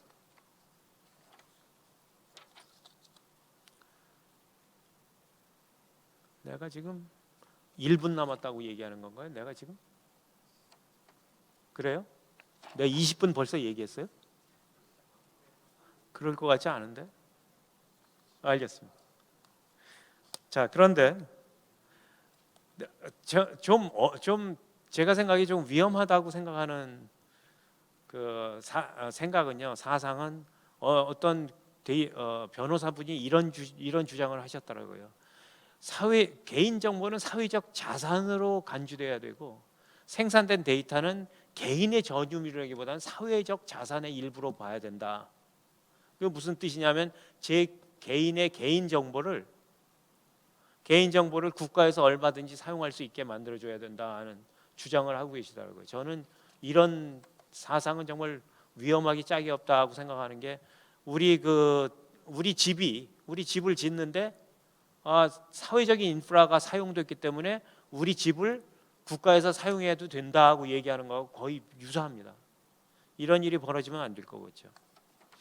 제일 아마 우리 그 저거 데이터 3법 이후로 가장 좋았던 가장 잘 하고 있는 사람들은 아마도 마이데이터 서비스 안내서를 낸 한국 데이터 산업진흥원일 겁니다. 산업진흥원에서 작년 12월에 마이데이터 서비스 공통 요구 사항이라는 걸 만들어냈는데 그때 보시면은 아주 촘촘하게 마이데이터 서비스 사업자들이 어떤 식으로 바뀌어야 되는지 하는 내용이 들어가 있습니다. 여기 보시면은 이게 동의서, 우리 그 가입 동의서, 지금까지 우리가 알고 있는 동의서는 거의 뜻 안 통하는 동의서가 많았지 않습니까? 그런데 데이터 소비자로서 생산자들한테 제공하는 동의서는 굉장히 촘촘하고 자세하고 알기 쉽게 만들어져야 된다는 거죠. 그리고 그 동의뿐만이 아니고 그 후에도 계속 지속적인 관리가 돼야 된다는 거죠. 그 다음에 제일 중요한 거는 이 데이터들이 어떻게 사용되고 있는지 현황을 보여줄 수 있어야 된다는 거예요. 그래서 어떻게 해야 되냐면 모든 데이터는 한번 사용되고 한번 제공이 되면은 데이터 리시트, 데이터 영수증이 데이터 생산자한테 보내져야 된다는 겁니다. 그런 게 굉장히 중요한 얘기가 되는데요. 단지 문제는 지금까지 이제 문제 왜 이런 게 생겼는지에 대해서 설명드렸고요. 하지만 문제는 정부 부처별로 마이데이터라는 거에 대한 정의가 굉장히 차이가 많이 납니다. 첫 번째로 그 금융위원회는 신용정보보호법 만들어 놓고 거기에서 뭐라 그러냐면 마이데이터라는 단어는 금융 이외의 서비스에는 금지한다 이렇게 써놨습니다. 신용보호법 12조 12항을 보면은 마이데이터에 관해서 썼는데요. 제가 그게 저게 안 보이니까 나이 때문이라고 그러시니까 여기 있네. 제가 읽어보겠습니다. 이 법에 따라 허가받은 신용정보회사 어쩌고 저쩌고 해놓고 마이데이터 또는 이와 비슷한 문자를 사용하지 못한다 이래놨습니다. 이게 무슨 뜻이냐면 신용정보보호법에 의해서 허가받지 않은 사업자들은 마이데이터라는 말을 사용하지 못한다고 해놨습니다. 그런데 우리는 지금 마이데이터를 거의 모든 데 쓰고 있거든요. 저하고한 그런 저기가 있고요. 또 하나는 본인 신용정보법에 의한 개인정보 통합을 하고 있는 사업자들은 마이데이터 사업을 영위하고 할 때는 경계의 혼동이 올 수가 있습니다. 개념의 혼동뿐만 아니라 경계의 혼동이 있을 수 있고 또 하나는 의료 데이터는 개인정보보호법에 따라서 원칙적으로 가명 후에 활용이 가능하지만 사실은 그렇지는 않습니다. 의료법의 저축을 받기 시작합니다. 의료법은 어떻게 되어 있냐면 의료인이 아닌 사람에게 의료인의 허가가 없는 사람에게 데이터를 제공할 수가 없습니다.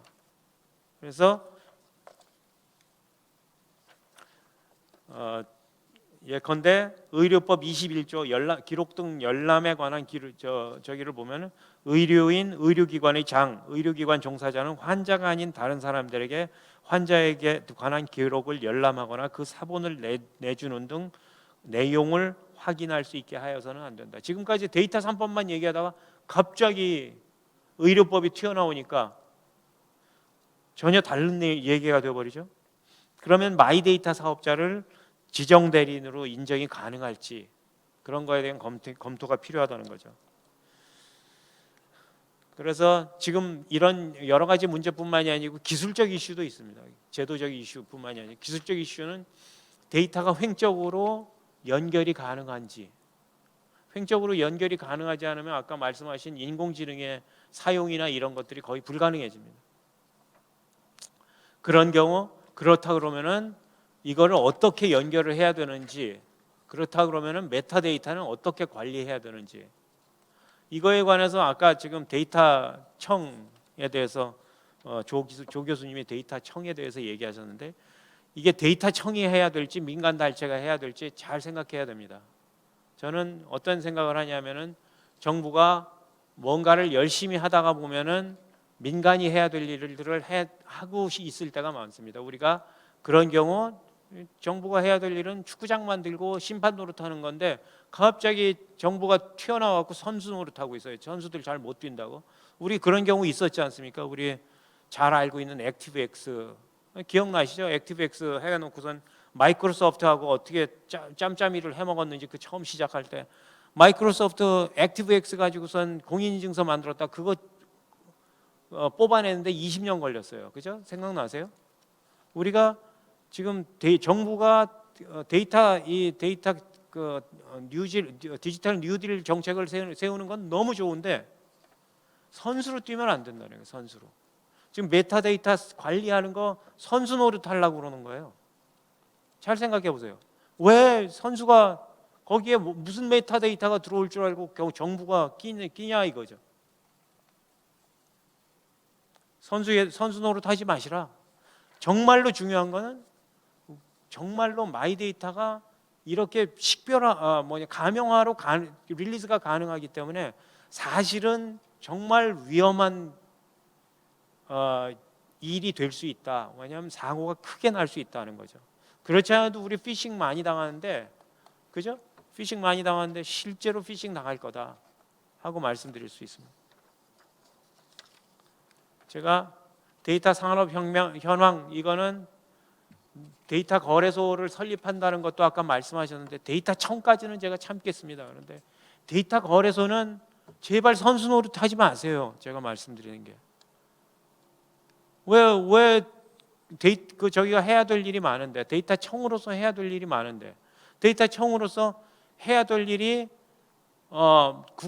국가적인 오남용 발견 시스템, 국가적인 데이터 오남용 발견 시스템 아니면은 이거 해킹에 의해서 범죄에 사용되는 거 이런 거 막아야 되는데 그런 거 막을 생각 안 하고 왜 딴 거 하시냐는 거죠. 그게 얼마나 중요하고 큰 일인데 그런 것 특히 지금 우리가 피싱 당하는 것만 우리 저기에 보면은 전화 피싱 당하는 것만 우리가 한 3천억 됩니다. 1년에 3천억쯤 당하고 있어요. 그런데 이렇게 해서 개인 데이터가 열려버리면은 3천억이 아니고 3조, 30조가 될 수 있습니다. 그런 거에 대해서 정말로 걱정하고 근심해야 될 때 국가가 데이터 거래소 만들고 데이터 거래소 거래 내가 할게 이래버리면 정말 할 말 없다는 거죠. 특히 데이터 해킹이 국제적으로 해야 되기 때문에 국제적인 협조나 공조나 이런 게 가능하고요.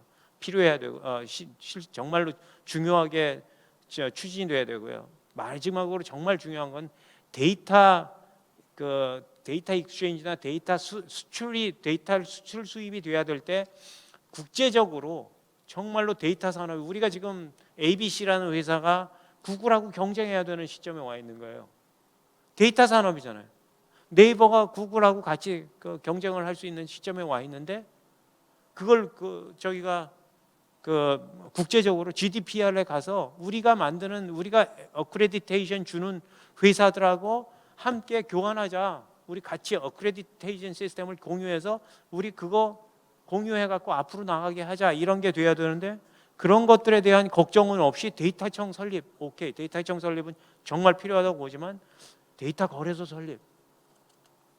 이런 것들은 정말 걱정 많이 된다 하는 거죠.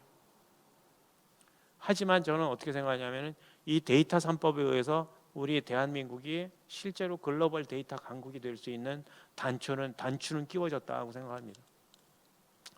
그리고 우리가 글로벌리 경쟁 가능한 분야고 수년 내에 다수의 유니콘이 성장할 가능성이 큰 부분이다 이렇게 말씀드릴 수 있습니다. 감사합니다.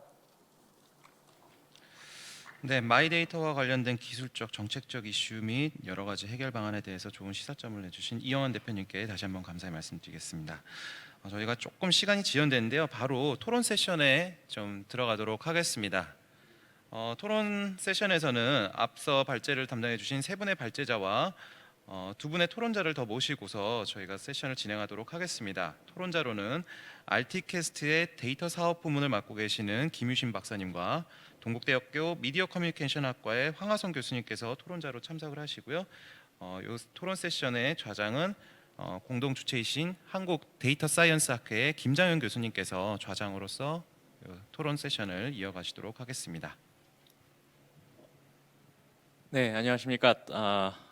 토론 세션을 맡은 한국데이터사이언스학회 회장 김장현입니다. 여러분들께서는 지금 서울형 디지털 뉴딜 추진 방향 및 시민 데이터의 활용과 보호라는 2020 과총 학회 공동 포럼을 보고 계십니다. 지금 이곳은 물리적으로 이제 많은 오디언스는 안 계시고요. 지금 촬영하는 분들도 저희 패널들로부터 약 30m 정도 떨어져 계십니다. 그래서 저희가 어느 정도 감염 위험은 통제되었다고 보고 말씀을 하실 때에는 이 마스크를 벗고 진행을 하도록 하겠습니다. 또 각 패널들과 패널들 사이에는 이렇게 칸막이가 설치가 되어 있습니다. 자, 오늘 시간이 원래는 40분 정도 토론에 할애할 수 있었는데 지금 남은 시간은 약 25분 정도입니다. 네, 그래서 일단은 토론에 참여하실 분들 먼저 소개드리고요. 토론을 그 패널로 참여하시는 두 분께 각각 5분씩 말씀을 좀 청하고 그 이후에 답을 발표자분들께 듣는 시간을 갖도록 하겠습니다. 자, 먼저 패널 소개드리겠습니다. RT캐스트의 본부장으로 계시는 김윤신 박사님, 예, 어서 오십시오. 네. 안녕하십니까. 네. 그리고 동국대학교의 황하성 교수님, 네, 어서 오십시오. 네. 그리고 조금 전에 발표해 주신 세 분 자리해 주고 계십니다. 자, 그러면은 김유신 본부장님께서 간단히 토론을 좀 부탁드리겠습니다. 네, 오늘 서울형 디지털 뉴딜 추진 방향과 관련된 이 세 분의 발표 말씀 들으면서 우리가 이제 데이터에 대한 고민들, 또 AI에 대한 활용, 디지털 뉴딜에 대한 고민들을 지자체에서 어떻게 활용할 건지 이렇게 굉장히 많은 아이디어와 이렇게 공감대가 좀 가질 수 있었습니다. 저는 이제 실제 실무 데이터 분석 실무를 하고 AI 서비스를 만드는 일을 하고 있는데요. 그래서 이렇게 어떤 거버넌스라든지 또는 시민 참여라든지 또는 데이터 3법에 대한 어떤 개인정보의 보호 부분, 이런 부분들이 물론 관계는 돼 있지만 어떻게 하면 보다 잘 활용할 수 있을까, 어떻게 하면 데이터를 수집할까, 이런 측면이 이제 좀 더 밀접해 있는데요. 앞으로 이제 그런 데이터를 분석하고 AI를 만들면서도 오늘 이런 어떤 거버넌스와 공공의 이익들을 좀 더 반영하고 보호할 수 있어야 되겠다라는 생각이 들었습니다. 이제 그런 측면에서 세 가지 발표 내용들을 조금 이렇게 이제 제 나름대로 합쳐서 이제 제가 생각하는 어떤 내용들을 좀 말씀을 드려보면, 먼저 조민호 교수님께서 데이터청 그리고 이제 데이터청이 이제 일종의 강력한 데이터에 대한 거버넌스 권한들을 가지고 또 지방 분권형의 각 지역별 지자체별의 데이터 거버넌스를 관리할 수 있는 기관이 있어야 할 것이다, 뭐 이런 말씀을 해주셨는데, 저희가 이제 실제 데이터들, 특히 공공에서 나오는 오픈 데이터들을 살펴보면 의외로 뭐 이런 표현은 그렇습니다. 허당인 경우가 조금 종종 있습니다. 그래서 아무래도 실제 데이터를 다루는 분들이 참여하지 않고 데이터를 만들고 모아놓고 배포하다 보니까 이제 막상 데이터를 열어봤을 때 그 안에 걸 활용하기가 좀 어려운 부분들이 있는데, 데이터청이 생긴다면 아마 이런 부분들, 이제 그 데이터 자체의 이 검증, 실제 이 데이터가 사용 가능한 것인지, 제대로 모아지고 활용될 수 있도록 공개되고 있는지, 이런 부분들이 좀 검증할 수 있는 기관이 되면 좋겠다, 이런 생각이 들었고요. 또 한편으로는 박주현 변호사님께서 말씀해 주신 사람이 참여하는 공익 데이터, 이 부분에 있어서도 사실 데이터 활동가들이 어떻게 좀 더 좋은 아이디어를 펼쳐낼 수 있을지, 또 그 아이디어를 펼쳐내기 위해서, 실행하기 위해서 데이터 전문가는 또 어떻게 참여할 수 있고, 실제 그 관점에서 보면 데이터들이 가지고 있는 한계점들이 존재하는데, 그런 데이터를 수집하고 활용하는데 제한이 되는 규제라든지 또는 지원책들을 데이터청에서도 같이 좀 시민의 참여가 이루어지면서 데이터청의 역할들이 역할이 좀 반영이 되면 훨씬 더 그 공익적 데이터의 활용이라는 측면과 이 데이터를 거버넌스 측면에서도 좋지 않을까라는 생각이 들었고요.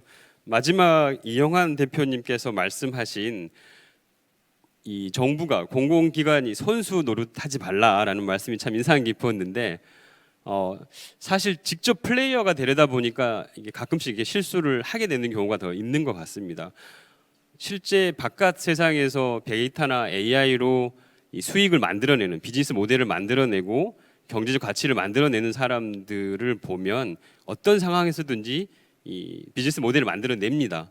근데 이제 그 과정에서 우리가 이제 데이터, 특히 이제 공공 데이터들의 어떤 제약 사항들이 존재하는데 국가 공익을 목표하는 국가나 사회기업이나 이런 부분에서 그런 이 비즈니스를 하는 플레이어들처럼 활동할 수는 없거든요.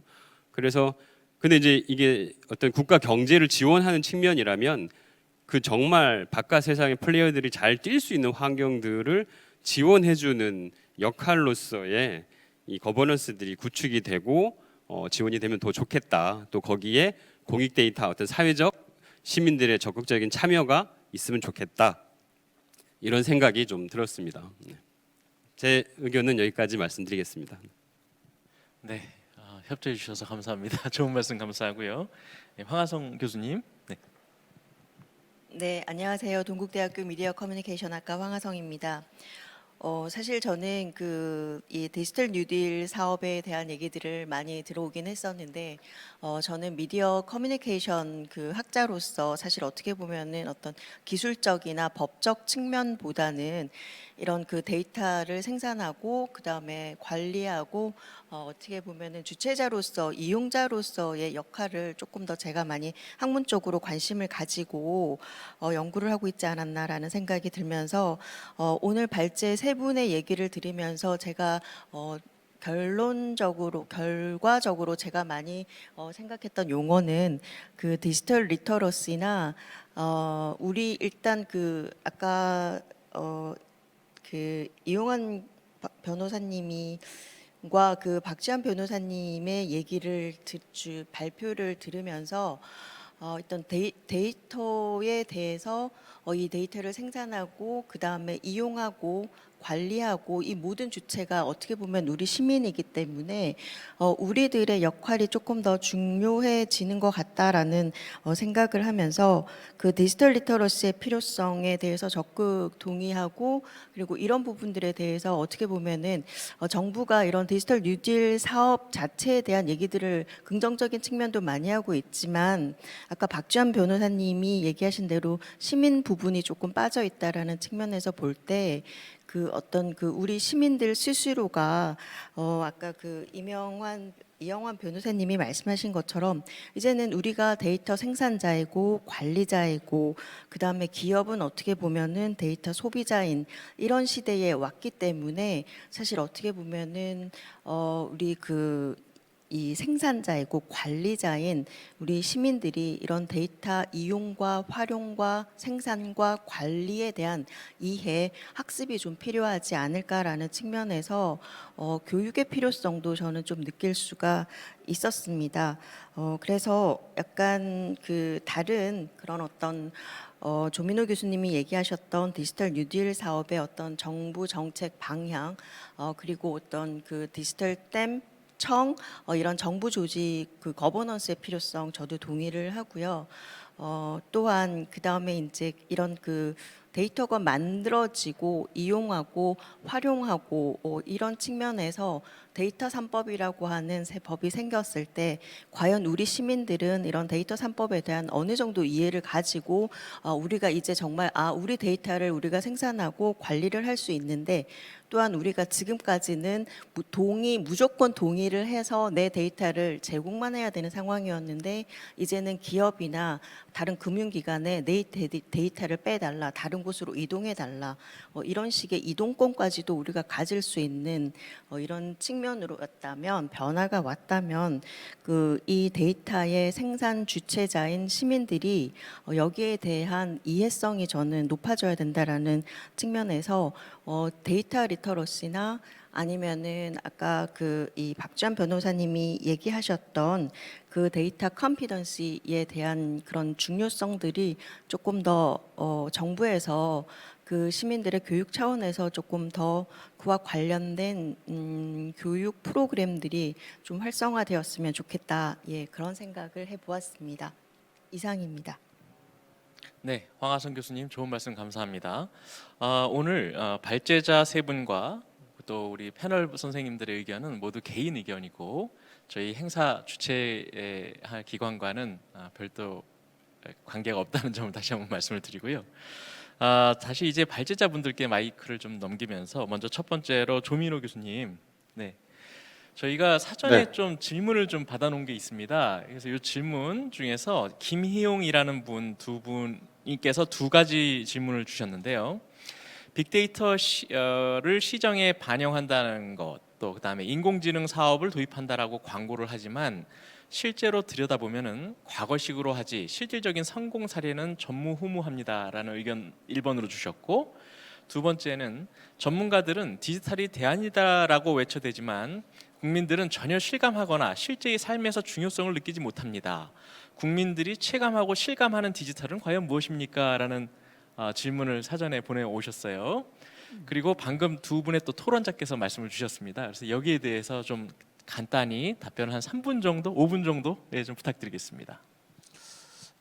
네, 제가 그 답변을 드리도록 하겠습니다. 김희용님에 대해서 두 가지 질문을 주셨는데 일반 그러니까 보통 사람들이 생각하는 그러한 충분히 질문할 수 있는 그러한 좋은 질문인 것 같습니다. 두 가지 모두 비슷한 질문이기 때문에 제가 하나로 답변을 드리겠습니다. 먼저 빅데이터의 실용적인 사례가 있느냐? 우리가 느끼지 못하지만은 실생활에 너무 많습니다. 가장 우리가 쉬운 하나의 예로서 빅데이터와 인공지능을 모두 실용적인 것으로 큰 성공을 보고 있는 것 중에 하나가 신용카드 불법 사용. 이것은 저도 몇 번 혜택을 본 사람입니다. 제가 쓰지도 않았는데 해외에 예를 들어서 전혀 한 번도 가지 않았던 장소인 예를 들면 뭐 스코틀랜드 그런 지역에서 사용한 신용카드를 사용을 했어요. 그 다음에 시간대, 제가 자유주 사용하는 시간대 일치가 되지 않기 때문에 제가 지금까지 신용카드를 써왔던 빅데이터를 모으고 그 다음에 그 빅데이터를 학습을 시켜서 인공지능으로 불법 사용을 잡아내는, 그래서 저녁 아마 서너 번 될 겁니다. 저녁 2, 3시, 새벽 2, 3시에 전화가 옵니다. 제가 가지고 있는 신용카드 회사에서, 국민은행입니다. 그래서 이거 지금 어디에서 얼마를 사용하셨는데 지금 해외에 계시냐고. 아니 지금 한국에 있습니다. 이거 사용하지 안 하셨다면은 이것을 취소를 하겠습니다. 이게 바로 실생활에 굉장히 근접해 있는 하나의 사용 사례입니다. 그리고 또 느끼지 못하겠지만 산업용에서도 빅데이터 활용이라든가 인공지능 활용은 너무나 많습니다. 실제로 뭐 자율자동차, 전기자동차, 요즘에 이제 일반 자동차까지도 데이터를 수집을 해서 그걸 가지고 인공지능으로 가장 예를 들어 커브를 돌 때 가장 적합한 이 무게 중심을 어디에 두게 만들 것인가, 스프링의 강도, 이런 것들도 전부 다 산업용에서 실생활에 우리가 느낄 수 있는 좋은 하나의 사례라고 볼 수 있습니다. 그래서 현재도 무궁무진하고 무궁무진을 앞으로는 이제 뛰어넘어서 거의 인공지능과 빅데이터 활용이 거의 우리 실생활에 다수를 차지할 거다라는 생각에 저는 확신을 가지고 있습니다. 이상입니다. 예, 감사합니다. 네, 다음으로 우리 박지환 변호사님, 문킴이라는 분께서 저희 행사 전에 질문을 보내오셨습니다. 데이터 거래에 있어서 개인정보 보호를 위한 장치가 있다면 어떤 게 있는지 좀 궁금하다는 질문 주셨고요. 그리고 또 오늘 토론자 두 분께서 말씀하신 내용 중에 답변하실 부분 좀 부탁드리겠습니다. 네, 데이터 거래에 있어서 개인정보 보호 관련해서는 이제 변호사로서 법령 관련된 말씀 좀 드리면 될 것 같고, 그 이후에 또 토론자분들이 말씀해주신 내용들은 이제 파티 활동가로서 이렇게 답변을 나눠서 드리도록 하겠습니다. 현재 데이터 거래에 있어서 개인정보 보호를 위한 장치는 크게 두 가지인데요. 개인이 식별되는 형태로 데이터가 이제 제3자에 제공되는 걸 이제 거래는 주로 이제 제3자 제공이라고 표현이 되는데, 그 경우에는 이제 동의를 받아야만 제공할 수 있도록 되어 있고, 이제 식별되지 않는 이제 비식별 혹은 이제 가명 처리라고 표현이 되어 있는데요. 가명 처리한 방식으로는 동의 없이도 이제 제공이 가능한 형태로 되어 있는데요. 그래서 식별되는 형태로 제공되는 경우에는 이제 동의를 받는 것이 이제 안전 장치라고 기존에 있었던 안전 장치고, 이제 가명 처리나 이제 암호화가 되는 경우에는 동의 없이 제3자 제공, 이제 거래 제공이 될 수가 있는데, 그 경우에는 이제 법이 시행령을 통해서 이제 당초 수집 목적과 합리적으로 관련된는지, 혹은 애초에 정보 주체가 그걸 예측이 가능한지 예측 가능성, 그리고 정보 주체의 부당한 이익을 침해하지는 않는지, 그리고 기타 암호화나 가명 처리 등 안전 조치를 잘 취했는지, 크게 네 가지 안전 조치를 두고 있어서 법령은 그렇게 안전 조치를 두 가지로 나눠서 마련해 두고 있다라는 점과, 그리고 이제 개인 정보를 안전하게 유출되지 않도록 하는 여러 기술적 조치도 의무화가 돼 있어서 그런 정도로 거래를 위한 안전 장치가 현재 법령상으로 마련되어 있는데, 아마 이영환 대표님께서 좀 기술적인 부분은 뭐 좀 보완을 더 해주실 수 있을 것 같습니다. 그렇게 말씀을 드리고, 그리고 이제 시민이 좀 주체로서 이런 디지털 뉴딜 정책에 참여할 수 있는지, 거기에 필요한 어떤 정책이 필요한지 굉장히 중요하다라고 다 많이 동의를 해주셔서 저도 굉장히 기쁜데요. 지금 저희가 서울시 공유촉진 사업으로 시민분들과 같이 데이터 사업을 데이터 활용 사업들을 지금 하고 있는데, 거기서 느꼈던 점은 일단은 그런 데이터 전문가 풀이 좀 부족하다 생각이 들어요. 제가 알고 있는 데이터 전문가 풀을 좀 최대한 활용을 하고 있긴 한데, 그런 풀을 좀 외연을 좀 확대하는 필요가 있겠다라는 생각이 들고, 그리고 아까 쓸모 있는 공공 데이터가 좀 부족하다라는 말씀도 해주셨는데, 저희가 기본적으로 공공 데이터부터 많이 출발을 하거든요. 여러 공익 데이터 활동을 하기 위해서도. 근데 말씀해주신 대로 공공 데이터 자체 혹은 기존에 제공되고 있지 않은, 민간에 공개되고 있지 않은 공공 데이터를 좀 확대하는 그런 것까지 포함을 해서 공공 데이터를 좀 시민들이 좀 쓰기 편하고, 시민들이 도시 문제 해결에 좀 더 쓸모 있는 데이터로 가공하는 것에도 디지털 뉴딜 정책 예산이 좀 쓰임이 어떨까라는 생각이 들고요. 그러니까 교육 말씀도 해주셨는데, 뭐 그런 전문가 풀을 좀 확보하고, 일종의 저는 프로보노 개념으로 데이터 전문가분들이 시민과 같이 뭔가 활동을 할 수 있도록 예산을 지원을 해서 공익 활동 형태로 전문가분들이 활동할 수 있도록 하는 그런 예산 지원도 좀 필요할 것 같고요. 저희 공유 촉진 사업처럼 민간에서 좀 자발적으로 뭔가 시민들과 함께하는 데이터 프로젝트에 예산이 쓰일 수 있도록 하는 그런 점이 좀 필요할 것 같고, 그런 점을 좀 예산이 좀 지원됐으면 하는 그런 생각이, 저희 같은 사업이 좀 더 많아졌으면 하는 생각이 들고, 마지막으로 이제 거버넌스 측면도 많이 짚어주셨는데, 단순히 뭐 위원회를 잘 만들고 혹은 뭐 데이터청을 잘 만들고 거기에 뭐 시민사회 혹은 시민을 대변하는 그런 위원분들을 모시는 것 정도로 아마 이제 거버넌스 구조에서는 시민과의 접점을 만드는 것으로 보통 생각을 하시는데, 그걸 좀 넘어서서 이런 프로젝트들이 좀 활발하게 이루어지고, 네트워크가 자발적으로 이루어진 다음에 그분들과 함께 호흡할 수 있는 그런 형태의 좀 유기적인 거버넌스 체계가 좀 필요하지 않을까, 그런 체계를 좀 발전했으면 좋겠다는 생각이 들고, 그런 관계를 위해서도 이러한 좀 자발적인 프로젝트를 지원하는 그런 디지털 뉴딜 정책이 되면 좋겠다라는 제안을 드리면서 마무리할까 합니다. 네. 예, 박지환 변호사님 대단히 감사합니다. 또 두 분의 질문이 있었습니다. 판교 글로벌 CTO 클럽의 장세탄님과 또 한신대학교의 강민구 교수님께서 주신 질문인데요. 데이터 자기결정권 제도 구축에 대해서 구체적인 정부 계획을 알고 싶다. 그리고 마이데이터에서 주권에 관한 대국민 홍보와 인식조사 방안이 있을까라는 질문이 있었습니다. 이 질문에 대해서는 우리 이영환 대표님께 좀 답변을 요청드리겠습니다. 예, 먼저 데이터 자기 결정권 제도에 대해서 말씀하셨는데, 이게 되게 중요한 게, 우리가 지금 전체적인 프레임 자체가, 데이터 3법의 프레임 자체가 기본적으로는 데이터 자기 결정권이라는 패러다임에 기초를 하고 있습니다. 그래서 그런 점에서 우리 지금 하고 있는 거의 모든 게 데이터 3법이 데이터 자기 결정권에 대한 제도라고 생각이 되고요. 가장 중요하게는 지금 이제 우리가 생각하는 요번에 마이데이터 사업에 관련해 가지고 지금 예측되기는 약 120개에 가까운 사업자들이 그 마이데이터 사업을 희망하고 있다고 이야기합니다. 여기서 마이데이터 사업이라고 하면은 금융업에 관련된 서비스 사업만 120개 정도가 준비하고 있고요. 그다음에 그 중에서 이제 신청 요번에 내년 2월까지 1차 허가가 나가는데 그때 허가 내주려고 하는 사업자들은 금융위원회에 따르면 35개가 지금 심사에 들어가 있다고 합니다. 그래서 가 심사가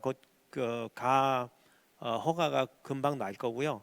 그래서 35개가 시작이 되고 그 다음에 약 120개가 이제 진행이 되면 그게 그분들이 제공하는 서비스를 통해서 데이터 자기 결정권 제도가 구축이 될 걸로 생각을 하고 저도 제가 그 이제 정부에 그게 그거지 하고 물어보지는 않았지만 아마 그게 그렇게 해서 진행이 되는 걸로 되면은 자기 결정권 제도가 구축이 된다고 생각하고 있는 게 정부의 의견일 거로 저는 생각합니다.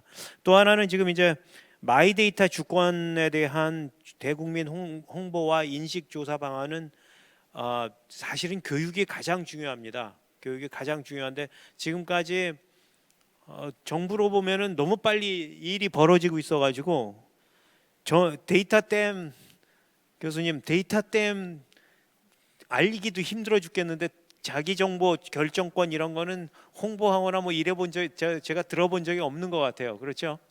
네, 이게 지금 이제 데이터 3법과 관련이 있고 그다음에 실행법이 더 중요하지 않습니까? 이제 그렇죠, 그렇죠. 데이터 3법 실제로 실행법에서 자기 결정권 이런 문제는 굉장히 민감한 상황이고 그래서 지금 그 법안이 완전히 통과 아니요, 법안은 통과됐고 데이터 3법 안에 통과가 돼 있고 그 네. 이제 시행령이 이제 나오면서 네. 진행은 되고 있는 거죠. 단지 네. 이제 홍보하고 교육이 아예 안 되고 있는 거예요. 아직은 최근에 몇 달 전에 올 초인가 개인정보 보호